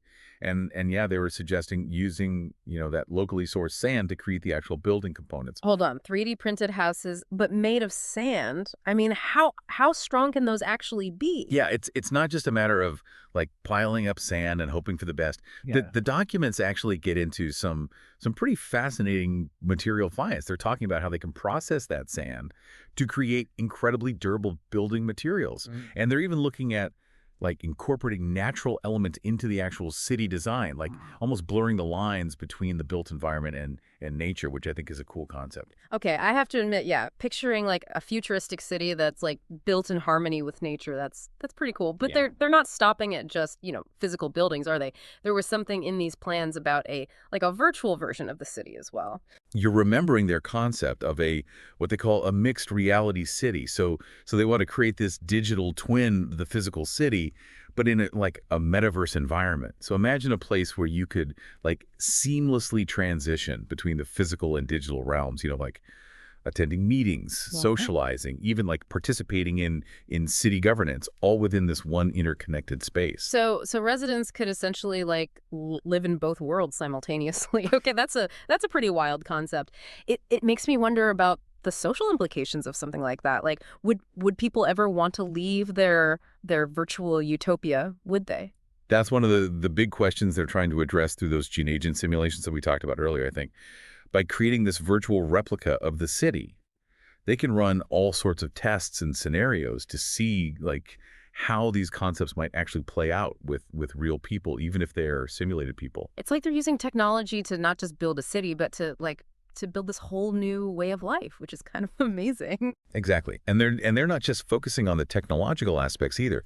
They also recognize the importance of, human connection, community building. Remember their idea for gamified democracy. It's all part of this larger goal of getting people more engaged, both in their local communities, but then also on a global scale. Okay, let's circle back to that global arts festival that they mentioned, Live Aid 2025. I'm still trying to wrap my head around like how it all fits in with the rest of their vision. That's a great point. It's not just about like throwing a giant concert, right? They see it as this powerful tool for bringing people together and really inspiring them to take action on these global issues that we keep bumping up against. So more than just a celebration, it's also this like call to action. Exactly. They're talking about using like cutting edge technology to create this immersive, like multi-sensory experience. So imagine like attending a concert, but instead of just watching it on a screen, you're experiencing it in real time through like augmented reality or even holographic projections. It sounds like they're pulling out all the stops to make this a truly unforgettable event. But like even with all the technology and everything, what are they hoping to actually achieve on a deeper level with this festival? One of the key themes that kind of emerges from all of this is this idea of interconnectedness, like really breaking down barriers and fostering a sense of global unity. They envision Live Aid 2025 as this platform to showcase solutions to those pressing global challenges that we talked about, from climate change to social inequality. They want to use this as a way to get people talking about solutions. So it's about using art and technology as a bridge to connect people around shared values and aspirations. It's an interesting strategy for sure. And it seems to tie back to their concept of auras as well, right?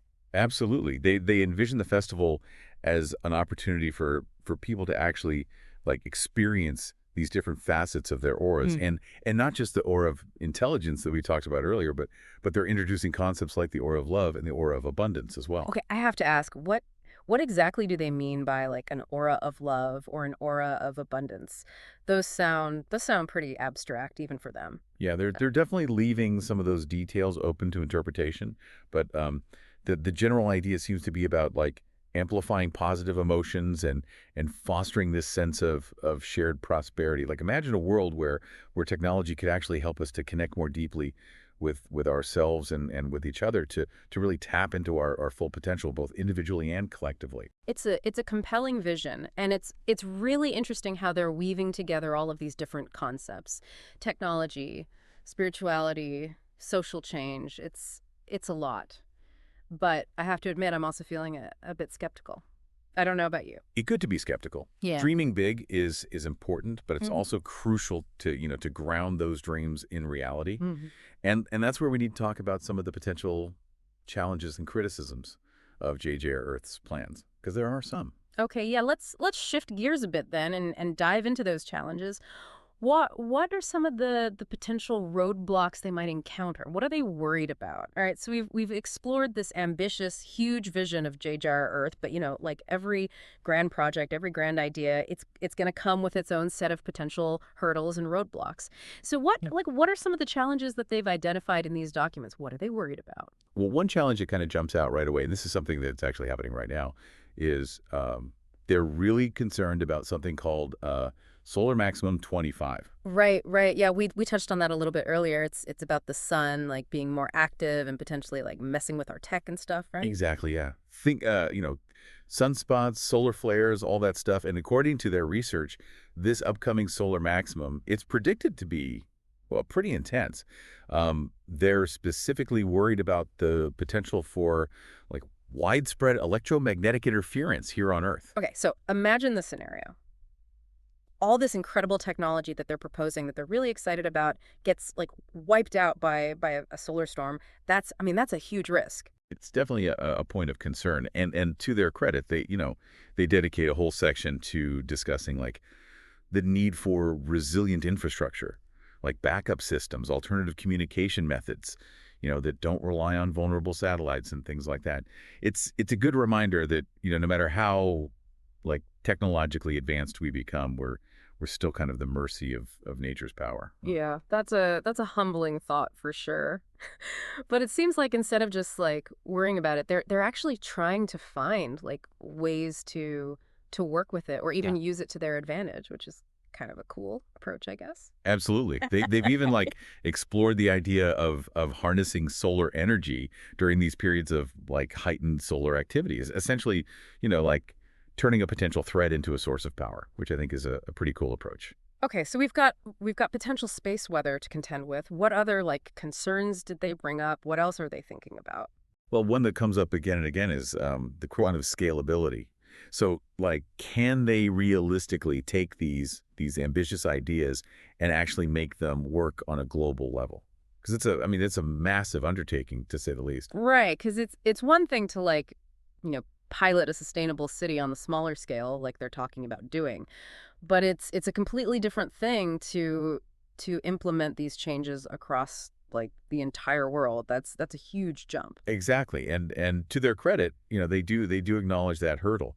They emphasize the importance of like a phased approach. So starting with these pilot projects and then gradually expanding as the technology develops and gains wider acceptance. So sort of a like think big, start small kind of philosophy. Precisely, and they also highlight the importance of global collaboration. Like it's not about JC or Earth, single-handedly changing the world. They really see a need for governments, for organizations, even their proposed AI systems, to all like work together to make this happen. So it's more about like empowering others to join the movement rather than like imposing their vision on everyone else, which I think is smart. That's definitely the vibe I'm getting. They're proposing a very like decentralized, collaborative model. Like, share the tools, share the knowledge openly, and then let communities around the world kind of, adapt these ideas to their own unique circumstances.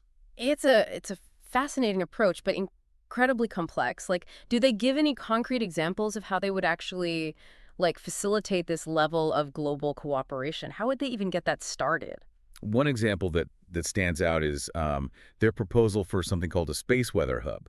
So it would be this global network of sensors and systems that are constantly like analyzing data to monitor and predict space weather events, like those solar flares we were just talking about. Okay, so kind of like a global weather forecast, but for space, like space weather. Exactly.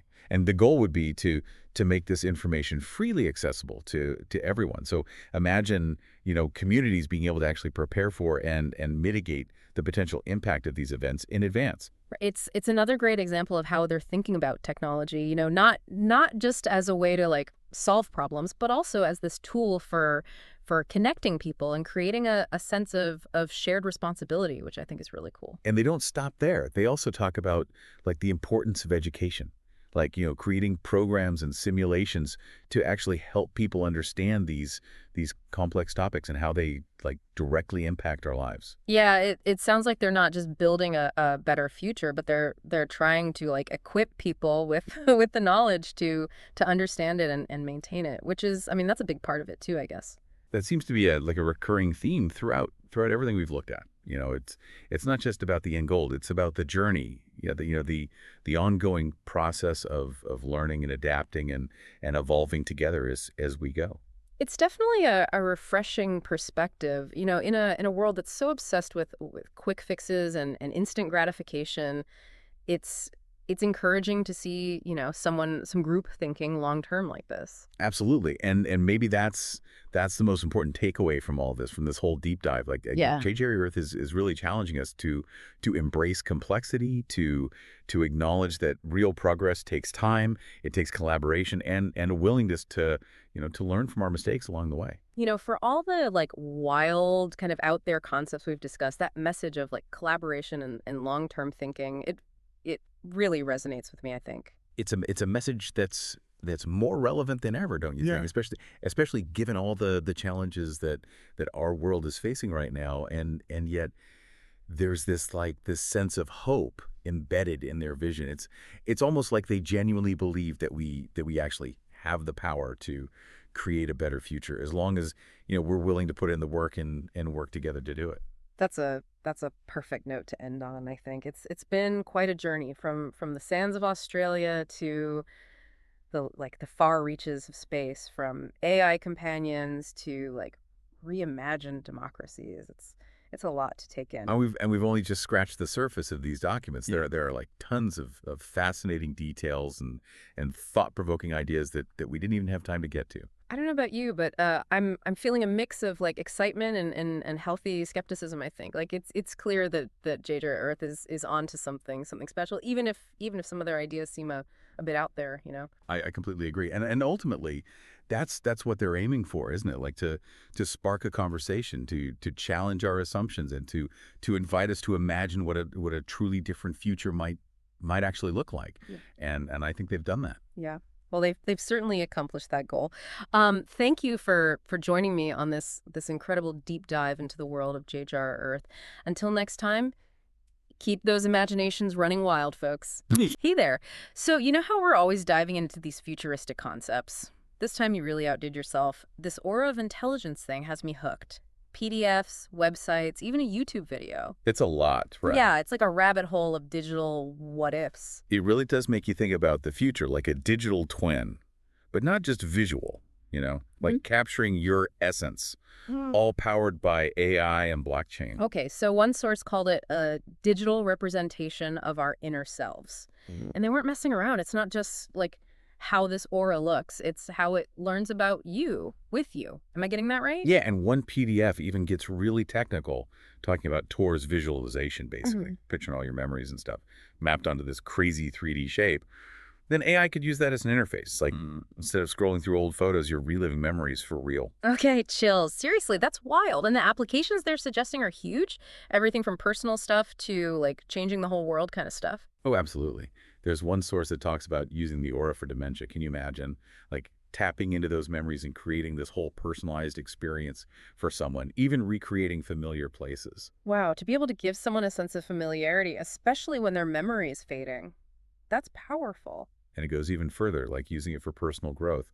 Imagine going on a retreat, but your aura is guiding you through meditations, helping you visualize paths you could take, like a 247 digital self-help guru.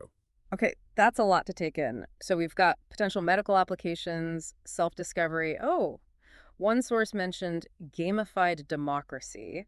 What is that? It's a wild idea, basically making politics engaging.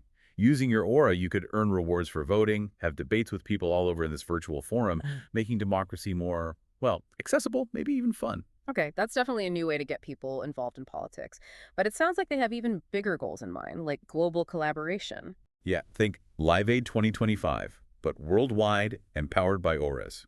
A global community where you connect with anyone, share stories, ideas, all through this digital self. My mind is officially blown. We've covered so much, and I feel like we're just getting started. But before we get into the how of it all, we have to talk about the tech behind this aura of intelligence, because this all seems incredibly complex. Oh, it's a wild mix of cutting-edge stuff. Machine learning is a big one. Personalizing your aura experience using your data. And get this, they even talk about integrating space weather data into the system, but we'll get into that a bit later. Hold on, space weather, like solar flares, how does that even fit in? It sounds out there, but they're suggesting that space weather can affect everything, from our technology to how we feel physically. They believe that by understanding that data, it could be crucial for our future, especially with something like the aura. Okay, so they're not just creating a digital you, they're tapping into the cosmos now. It just keeps getting more interesting. It does, and that's just the tip of the iceberg. One of the things I find fascinating is the philosophy behind it all. They call it joyful, responsible abundance, and it's like the guiding principle behind this whole concept. Okay, I have to admit, joyful, responsible abundance definitely piques my interest. What exactly does that even mean? It's more than just like money or tech advancements. It's about using tech to create a better way of life for everyone, but ethically. Imagine a future where tech doesn't just make life easier, but helps us connect better with ourselves, each other, even the planet. That's the kind of future they're aiming for. That's a powerful idea, but actually achieving something like that, it feels like there would be some major hurdles. What kind of challenges do they anticipate? They definitely acknowledge the data privacy concerns. With a tech this personal, how do you keep all that information secure and used ethically? That's a big one they're trying to address. It's interesting you bring up the ethics, because it's easy to get caught up in the wow factor, but with any powerful tech, we have to consider the potential downsides. One source actually spends a lot of time on those concerns. They talk about AI bias, the impact on society, and making sure everyone has equal access to this tech. It's encouraging that they're not shying away from those tough questions. So we've gone from digital twins to space weather to ethical AI. Where do we even go from here? Well, that's the fun part, isn't it? We go deeper, we explore how they see this tech being used, the impact it could have. This is definitely one of those times I'm both excited and a little terrified about the future. In a good way. I'm right there with you. It's about embracing the unknown, asking those tough questions, which is exactly what we'll keep doing as we go. You know, one thing that really struck me going through all of this is that they're not just talking about this joyful, responsible abundance like it's some vague idea. They're actually making plans for how to make it happen. Oh, really? So they're not just dreamers, they're actually trying to put things into action. What kind of plans are we talking about here? Well, they mentioned this Global Association for Joyful, Responsible Abundance on Earth, KNCR Earth for short. Imagine a global organization, right? But not like the ones we're used to. This one's all about that decentralized autonomous organization model, a DAO, using blockchain and all that for governance. A DAO, so like a digital co-op, kind of. It seems like they're really into transparency and giving people control. But what would this GHR Earth actually do? Well, get this. Remember when we were talking about space weather? They want to create a whole space weather hub to track and analyze all that stuff in real time, maybe even connect it to the Aura system somehow. Wait, I'm still trying to wrap my head around that connection. How would understanding space weather work with something like the Aura? Think of it like anticipating problems or even opportunities. What if your Aura could give you a heads up about, like, internet outages or power surges caused by solar flares? Or even on a bigger scale, helping us deal with the effects of space weather on, the climate and our resources. Okay, I see where they're going with this. It's like they're trying to create this system that works with both our tech and the natural world. That's a pretty amazing goal. Exactly. And their sustainability plans go even further. They talk about this in-home AI auto farm idea. It's basically like having a self-sufficient food system in your house. Yeah. AI, hydroponics, even insect farming, all to grow your own food. Hold on. Insect farming in my living room. Yeah. I don't know about that. But I do like the idea of growing food sustainably. Is that even realistic for the average person, though? They actually address that. One of the sources breaks it down, like how much space you'd need, what you could grow, the cost. It might sound futuristic, but they're really trying to make it seem doable, especially with food security and the environment becoming more and more important. They've definitely thought this through. It's not just about the what, but the how. But it's not all tech and infrastructure, right? They talk about the human side of things too, don't they? Oh, absolutely. They're big on bringing people together. One source mentions Live Aid 2025, but not just a concert, more like a global event, music, art, technology, all to raise awareness for this whole joyful, responsible abundance idea. Okay, now that's something I can get behind. A global festival for a better future. It's like they're trying to start a movement, not just a company. Right. They see it as this big turning point, bringing people together from all over to connect, work together, and commit to this better future. It sounds incredible, but I have to ask the tough questions here. How realistic is all of this? I mean, it seems like a huge undertaking, even with all the tech they're talking about. They're not blind to the challenges. They know there will be pushbacks, setbacks, all that. In fact, one source even dedicates a whole section to potential problems and ethical questions. Okay, good. Because we can't talk about something this powerful without considering the downsides, right? What are some of the concerns they bring up? Well, data privacy is a big one. Even if everyone has good intentions, having tech that knows so much about us, it could be used in the wrong ways. That's what I keep thinking, too. Let's say this GAJR Earth is totally legit. What about hackers? Or companies trying to use the system for their own gain? They're aware of those risks, and they talk about different layers of security. One source even suggests putting ethical guidelines into the AI itself, like making sure it's aligned with human values from the inside out. Now, that's a pretty wild concept, a technological conscience. But is that even possible? That's the big question, isn't it? Uh, But it's interesting that they're thinking about these ethical issues so much. yeah. It's not just about making cool tech, it's about the consequences too. I appreciate that they're acknowledging the potential downsides. It's easy to get lost in the excitement and forget that tech can be a double-edged sword. But honestly, the more we talk about this, the more it feels like they're building something much bigger, like a whole new way of thinking, not just a bunch of gadgets. Exactly. They're not just trying to make our current systems better. They want to change how we see technology, society, even our place in the universe. It's a lot to take in, but definitely exciting. Okay, so we've covered the big picture, the challenges, the ethical stuff. Now I want to know how this aura actually works. It's one thing to talk about these big ideas, but they actually get into the nuts and bolts of how it would all work.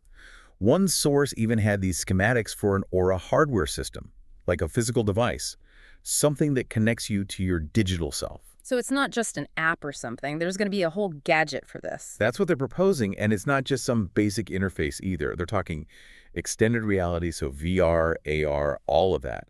Imagine putting on a headset and you're in a virtual world, interacting with your aura in 3D. Okay, now we're talking. That's next level. But what about the software side of things? It seems like you'd need some serious processing power to handle all of this. Right, and the software is just as important. They describe the aura as this AI interface, so it's like a way to control AI systems, but using your digital self as the, I don't know, the bridge. So instead of typing commands, you're basically thinking and feeling your way through tasks. That's kind of blowing my mind right now. It's a whole different way of looking at how we interact with computers, right? Yeah. But it gets even wilder. They even talked about using machine learning to analyze your aura data, your thoughts, emotions, everything, and then giving you personalized insights, recommendations, even predictions about your future. Hold on, predictions about my future based on my aura. That sounds both incredibly cool and maybe a tad bit terrifying. What about privacy with all of this? It's a valid concern, but it seems like privacy and security are built into the whole system. One source mentioned using blockchain, so there's a secure and transparent record of your aura data, and you control how it's used. Okay, that makes me feel a little better. But wow, this is a lot to digest. Space farms, AI poetry, VR headsets, it's like a sci-fi buffet. And we haven't even touched on their ideas for creative expression. Yeah. They imagine people using this for everything from writing stories together to composing music, all powered by AI. Wait, AI composing music? I don't know about that. Can an algorithm really capture human emotion and artistry? It's a good question, and they actually address it. They even include examples of poems written by this Aura startup assistant GPT, and they're actually pretty good. So you're saying we could have AI writing hit songs in the future. That's both fascinating and a little scary for us musicians. What happens to human artists in that world? I think they see AI more as a tool, something to work with, not something that replaces us entirely. Imagine artists using AI to try new things, break creative boundaries, connect with audiences in ways they couldn't before. I like that take on it. The AI becomes like a collaborator, opening up new possibilities. Exactly. And that idea of collaboration, it seems to be at the heart of everything they're proposing. They even talk about global group marriages. It's a whole concept that challenges how we think about relationships and community. Okay, we have to talk about this global group marriage thing, because honestly, it sounds like a recipe for disaster, just a logistical nightmare. It's definitely a radical idea. Hmm. But to be clear, they're not talking about forcing people into polyamory or anything like that. They frame it as a form of ethical non-monogamy, and the aura is part of it, making sure there's open communication and consent. So it's less about romantic relationships and more about, like, challenging social norms, changing how we see family and community. Right. They're saying that in a world that's so connected by tech, our social structures have to adapt. And they see the aura as this tool for building understanding across cultures, with global group marriages as one example of that. It's definitely a lot to wrap our heads around, but it seems like they're really asking us to imagine a future that's unlike anything we know, a future where technology doesn't just connect us, but actually changes us. It's a vision that's both exciting and a little daunting. Right. But it's so much potential, but also some risks. But I have to say, this deep dive has definitely given me a lot to think about. Me too. And I hope it's done the same for you listening. We've explored the aura of intelligence, what it could do, and all the ethical questions that come with it. It's a vision of the future that's still being shaped, and it's up to all of us to decide what role we want to play in it. I think that's the biggest takeaway here. The future isn't set in stone. It's something we create with the choices we make today. So as you learn more about this aura of intelligence, approach it with curiosity, but also a critical eye. because the future isn't something that just happens to us. It's something we build together. Thanks for joining us on this wild ride. Until next time, stay curious. All right, so dive in with me into this aura of intelligence, this AOI thing. I've been looking through what you shared, and wow, there's a lot here. Project plans, tech stuff, even poems. It's not just another app pitch, is it?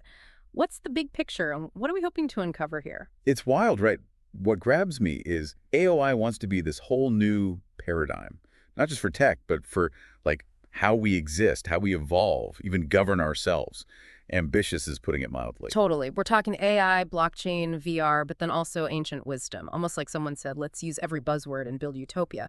But they're serious about this joyful, responsible abundance.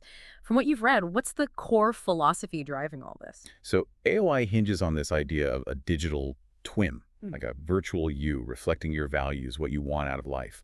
And this twin, it interacts with others in a global network, all striving for, you guessed it, joyful, responsible abundance. Okay, so picture your virtual self solving world hunger, but also like picking out sustainable outfits. But who is the brain behind all of this? Everything points to a guy, Luke Catalyst. Tech entrepreneur, sure, but also deep into spiritual stuff. There's a real through line of integrating ancient wisdom, particularly indigenous Australian culture, into how AOI is built. That's an interesting mix, high-tech and traditional. But let's get practical for a sec. They're talking about this seamless blend of VR, AR, AI assistance, even our biodata. Is that even doable with the tech we have now? Honestly, it's a huge technical challenge. They're talking custom-designed chips, AI baked in at the hardware level. We're talking pushing the very edge of what's possible, even theoretically. And they're not shying away from potential problems either. There's a whole section on the 2025 solar maximum, that big solar flare activity we're expecting. What's a solar flare got to do with my digital twin? AOI stresses the need for resilient systems, ones that aren't centralized in one spot. They're already thinking about disruptions to our tech, which is smart, considering the chaos a solar storm could unleash. It's about being ready for anything, even on a cosmic level. Okay, that's impressive, but also a bit, I don't know, unnerving. But they're not just focused on the tech itself, right? It's about the impact. What stood out to you about AOI's real-world applications? One that really landed for me was their approach to dementia care. They described this AI assistant that learns everything about a person, their life story, what they like, who they're connected to, and provides truly personalized support. So like a digital companion helping someone through memory loss, but in a way that preserves who they are. Exactly. And then there's this detailed plan for a self-sufficient community on North Stradbroke Island in Australia, all powered by local resources and advanced tech. Civilization of sand, they call it. A self-sufficient community, what does that even look like? Like solar panels, vertical farms, robot workers. They get into specifics, using the island's sand to make solar panels, local minerals for high-tech ceramics, even algae bioreactors for food and fuel. We're talking complete self-reliance. Now that is ambitious, but is it actually doable or is this more utopian dreaming? They admit there are challenges, environmental risks, the complexity, people resisting such a radical change. Their proposal is a phased approach, starting small, testing, adapting as they go. So a work in progress, a grand experiment. This civilization of sand feels like a little model of their bigger AOI vision, using tech to create a better, more sustainable future. But how do they plan to pay for all of this? Eco-cities and supercomputers can't be cheap. They hint at this whole ecosystem of ventures and initiatives. One example is 500 Queens VC, a venture capital firm focused on, get this, empowering female entrepreneurs globally. That's pretty cool. So not just the tech, but the social and economic impact too. Supporting women in tech, that fits with their whole joyful, responsible abundance thing. Right, and it's more than just money. They talk about mentorship, networking, giving these entrepreneurs everything they need to succeed. It's holistic, recognizing tech doesn't exist in a vacuum. It's shaped by people, by their values. But this AOI thing, it goes beyond individual projects. They're talking Aura passports, even reshaping global governance. What's the story there? Details on those Aura passports are thin, but they seem to be some kind of digital ID, granting you access to the AOI world, potentially even impacting visas, immigration, that kind of thing. So your digital self, your Aura, could be your ticket to a global network of resources, opportunities. That's powerful, but could be controversial. For sure. Raises questions about digital citizenship, data privacy, even the idea of national borders in a world that's increasingly interconnected. We're talking a potential paradigm shift, not just how we live, but how we govern ourselves as a planet. Exciting, but also a tad daunting. What's the overall vibe you're getting from all this? There's a strong sense of idealism, a belief that technology can be a force for good.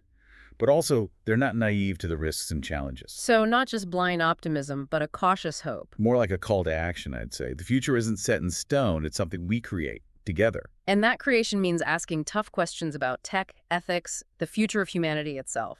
Exactly. And that's what makes this whole AOI thing so fascinating. It's not just a tech proposal. It's a reflection of our hopes, our fears, our potential as a species. It's a reflection showing us a future bursting with possibilities, some thrilling, some uncertain. And as we keep digging into this, we'll try to untangle those possibilities, see what they might mean for you. Now let's shift gears and get into the specifics of this civilization of sand, especially their plans for sustainability and resource management. This civilization of sand thing, it's more than just a cool name. It's central to how AOI sees sustainable living playing out. They've actually got this phase development plan. Pretty fascinating stuff. Okay, so paint me a picture. Step one in building this utopia from sand. What's first? Energy. It all starts with energy. They're talking about creating solar panels using the island sand. There's a lot of it, right? Quartz sand, to be specific. Oh, on solar panels from sand. How does that work? So you process the sand to get high-purity silica. That's a key ingredient in solar cells. They even talk about making the glass for the panels, maybe even fiber optic cables, all from that local sand. So not just using the sand, but creating a whole manufacturing process around it. Wow. Okay, so the lights are on, metaphorically. What's next? Then they move on to what they call advanced manufacturing. The sand's got these minerals that can be used for high-performance ceramics, even rare earth elements, the stuff they use in powerful magnets. So we're talking building a whole high-tech industry from scratch, using only what's already there. Wild. But what about the basics? Food, water. How do they handle that? Oh, they've thought of that too. Sustainable agriculture is the name of the game. Hydroponics, aeroponics, even algae bioreactors. Imagine fresh produce year-round, maybe even biofuel from those algae farms. It's like they thought of everything. Okay, so energy, resources, food. What about the city itself? What would it actually look like to live there? They're picturing eco-friendly cities, built low to the ground, using natural ventilation, geothermal heating, and something they call biomimetic design. Biomimetic design. Is that like buildings shaped like giant leaves? Think more like structures inspired by termite mounds or spiderwebs, super strong, crazy efficient, but blending right into the environment. Okay, now you're making me want to book a trip. But let's be real, there have to be downsides they're anticipating.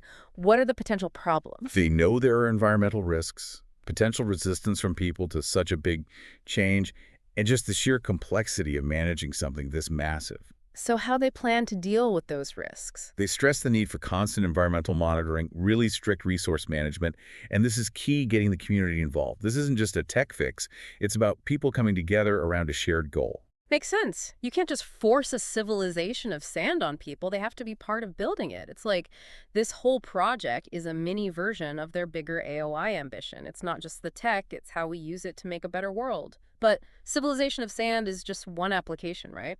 They've got even bigger things in mind, like changing how governments work globally. You mentioned something earlier about gamified democracy. What's that all about? So they're imagining a system where citizens are actively involved in decision-making, not just voting every few years, but using tech to make governance more engaging, more responsive to what people actually need.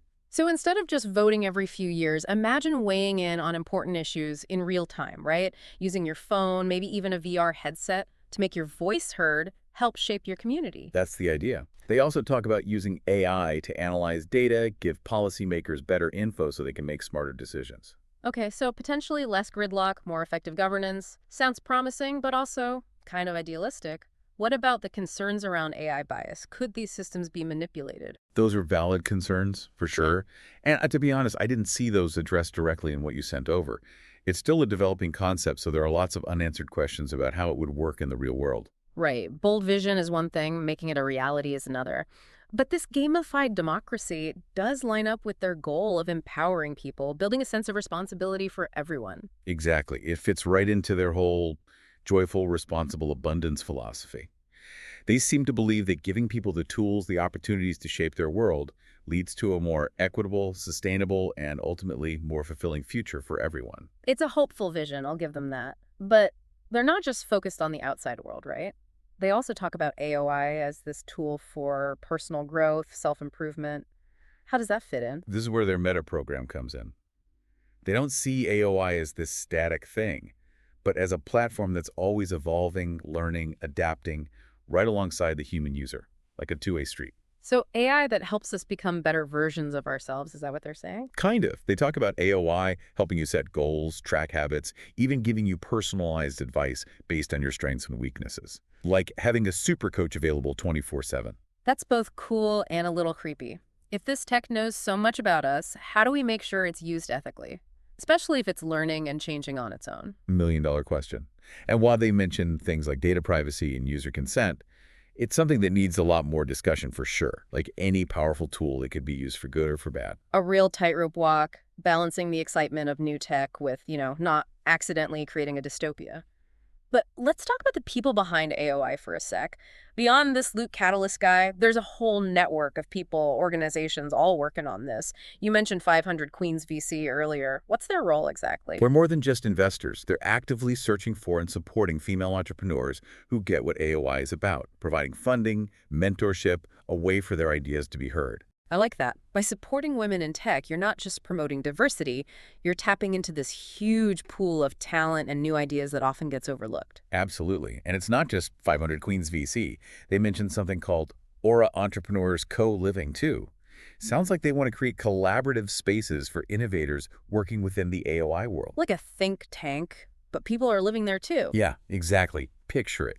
Entrepreneurs, designers, engineers, all living and working together, bouncing ideas around, pushing the limits of what's possible. Sounds like a recipe for some serious breakthroughs. But it's not all happening in secret labs, right? They've got plans to bring AOI to the world in a big way. What are these Aura Smart Pod hotels? Think high-tech havens, decked out with all the latest automation, XR, AI, you name it. Places designed for rest and productivity, but also showcasing what it would be like to live and work within this AOI framework. So you check into your pod and what? Your AI butler greets you. You can attend virtual meetings from bed. What's the experience like? Something like that. The goal is to build these immersive tech-infused environments where you can really get a feel for how AOI could change your life. Bold marketing strategy for sure. But even beyond these hotels, they've got these grand plans to grab the world's attention. I'm talking about the super alignments they've got scheduled for 2025 and 2035. These super alignments are more than just events. Think global gatherings, timed to coincide with the 40th and 50th anniversaries of Live Aid. We're talking big, big stages here. Live Aid, okay, that's a bold move associating themselves with that. What exactly does they have planned? Imagine art, music, technology all coming together, synchronized across the planet, with a focus on unity, empathy, and a shared vision for the future. Pretty ambitious, to say the least. So it's like a global concert meets a tech conference, meets a spiritual retreat. Sounds intense. What's the goal? Just hype? Or there's something more to these super alignments? They definitely want to raise awareness about AOI and what it could be. But it's more than just marketing. They talk about using these events for collective reflection, a moment for humanity to hit pause and really think about the future we're creating and how tech can be a force for good. It's a powerful message, especially these days when it feels like everyone's at each other's throats. But super alignments are just one part of their strategy. You mentioned an Aura Trainer certification program. What's that all about? They're creating a global network of people trained to teach others about AOI and its principles, spreading the word, giving people the tools to incorporate these ideas into their own lives. So like AOI ambassadors, building a community around this shared vision. Smart way to grow beyond just big events or tech hubs. But it's not just about us grown-ups, right? They also see a huge opportunity in teaching the next generation about these technologies and the possibilities they hold. What are they doing on that front? They're developing educational programs specifically for kids, introducing them to AI, XR, and those broader concepts of joyful, responsible abundance from a young age, getting them ready for a world increasingly shaped by tech. That's so important. We're not just along for the ride when it comes to technology. We have a responsibility to shape it, to make sure it's used for good. Speaking of which, let's talk about the brains of the operation. They've got some ambitious goals when it comes to developing their own supercomputers, right there on North Stradbroke Island. This is where you really see their dedication to pushing the boundaries of what's possible. They're not settling for using existing supercomputers. They want to build their own, optimized for AI and designed specifically for what AOI needs to do. Okay, so not just a few servers in a basement. What kind of scale are we talking about here? They're talking about systems that could rival maybe even surpass the most powerful supercomputers out there right now. And they want to do it sustainably, using locally sourced materials and renewable energy. Wow, that's a high bar. But why go through all that trouble? Why build their own supercomputers? What do they gain from that level of control, that processing power? It gives them the freedom to design and develop AI systems fine-tuned to their exact specifications. No limitations from existing hardware or software. They call the shots. So they have the flexibility to innovate, to really push the limits of what AI can do. What are some of the specific things they envision using these supercomputers for? They talk about speeding up the development of AOI itself, using all that power to analyze mountains of data, refine the platform's algorithms faster than ever before. So it's like AI designing better AI. But beyond just improving AOI, what else are they hoping to achieve? They mention scientific research, climate modeling, even simulating entire virtual worlds. They seem to believe these supercomputers will open doors we can't even imagine yet. Simulating virtual worlds, that sounds like something straight out of science fiction. What would be the purpose of that? They see it as a way to understand complex systems, test out new ideas, even create these immersive experiences that could help us better understand ourselves and the universe we live in. It's a grand vision, no doubt. And it makes you wonder about the role technology is playing in our lives. Is this the future we're headed for?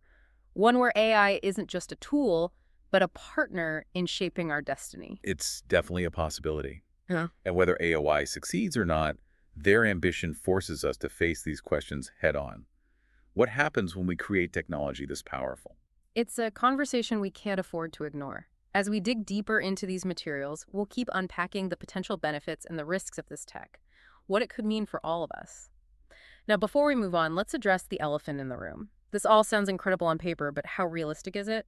Can they actually pull this off? That's the billion-dollar question, isn't it? It's one thing to talk about building eco-cities and changing how governments work. It's another to make it happen. What are the biggest challenges they're facing? Well, first off, the scale of what they're attempting is just massive. We're talking about coordinating technologies, resources, people, all on a global scale, all working towards the same goal. Not exactly easy. Right, and then there's the money. Even with 500 Queens VC and other ventures chipping in, this project needs a ton of funding. Are they prepared to handle the financial realities? We'll have to see about that. But beyond the logistics and the money, there are also potential social and political roadblocks. Like what? Not everyone's going to be thrilled about their ideas, especially when you start talking about gamified democracy or Aura passports. These are radical concepts, the kind of thing that disrupts existing power structures, challenges how people think. There's bound to be pushback. Good point. Anytime you try to shake things up, you're going to ruffle some feathers. And then there's the ethical aspect. We've talked about data privacy and AI bias. How are they planning to address those concerns and make sure AOI is used for good? That's the big one, isn't it? And while they mention ethical development, the proof is in the pudding, right?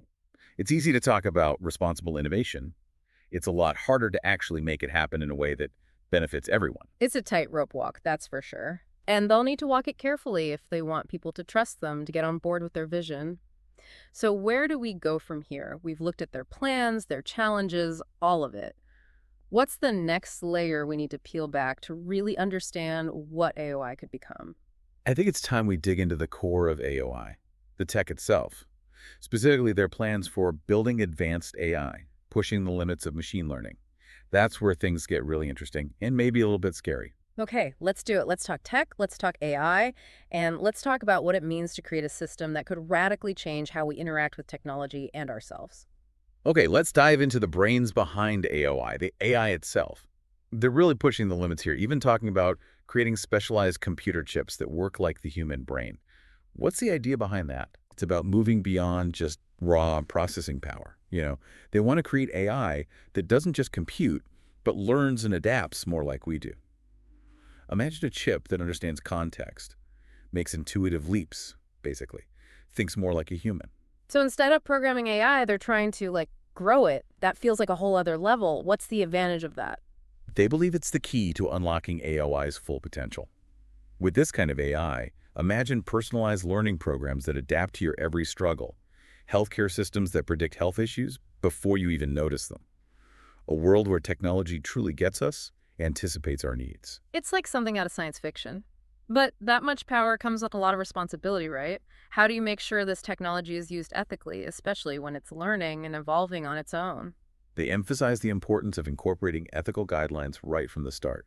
Consensual development, they call it, transparency in how the algorithms work, human oversight at every level. But it's definitely complicated, and even the stuff you shared acknowledges that there's a lot of debate around it. It's a conversation that needs to happen now, not after the fact. But they see this tech having really specific, even personal uses, right? Like their plans for healthcare and education. Mm. Those felt less like sci-fi, more like something we might see in our lifetime. Right, those are good examples. Take healthcare, for instance. They talk about this Aura super assistant. Imagine, it's got all your medical history, but it's also analyzing your biodata in real time, basically predicting potential health issues before they even become a problem. Wow. So it's like having your own personal doctor available 24/7, powered by super advanced AI.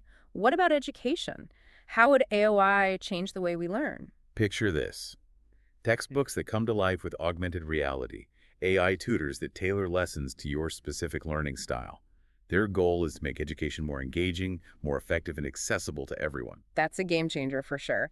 But they're also talking about using AOI to tackle some pretty big philosophical questions like the nature of consciousness itself. Exactly. They're not just building tech, they're trying to understand what it means to be human.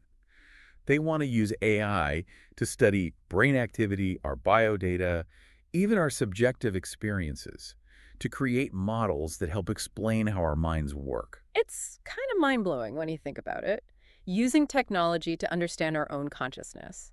But that seems to be the common thread here, pushing the limits of what we know, asking big questions, using tech not just to change the world, but to understand it on a deeper level. Right. And that's what makes this whole deep dive so fascinating. We're not just talking about bits and bytes, we're talking about the future we want to create. Then that future, that joyful, responsible abundance they talk about, it's about more than just technology. It's a shift in mindset, a willingness to embrace new ways of thinking and living. It's a call to action for all of us. Stay curious, stay engaged in these conversations, and never forget that the future is not predetermined.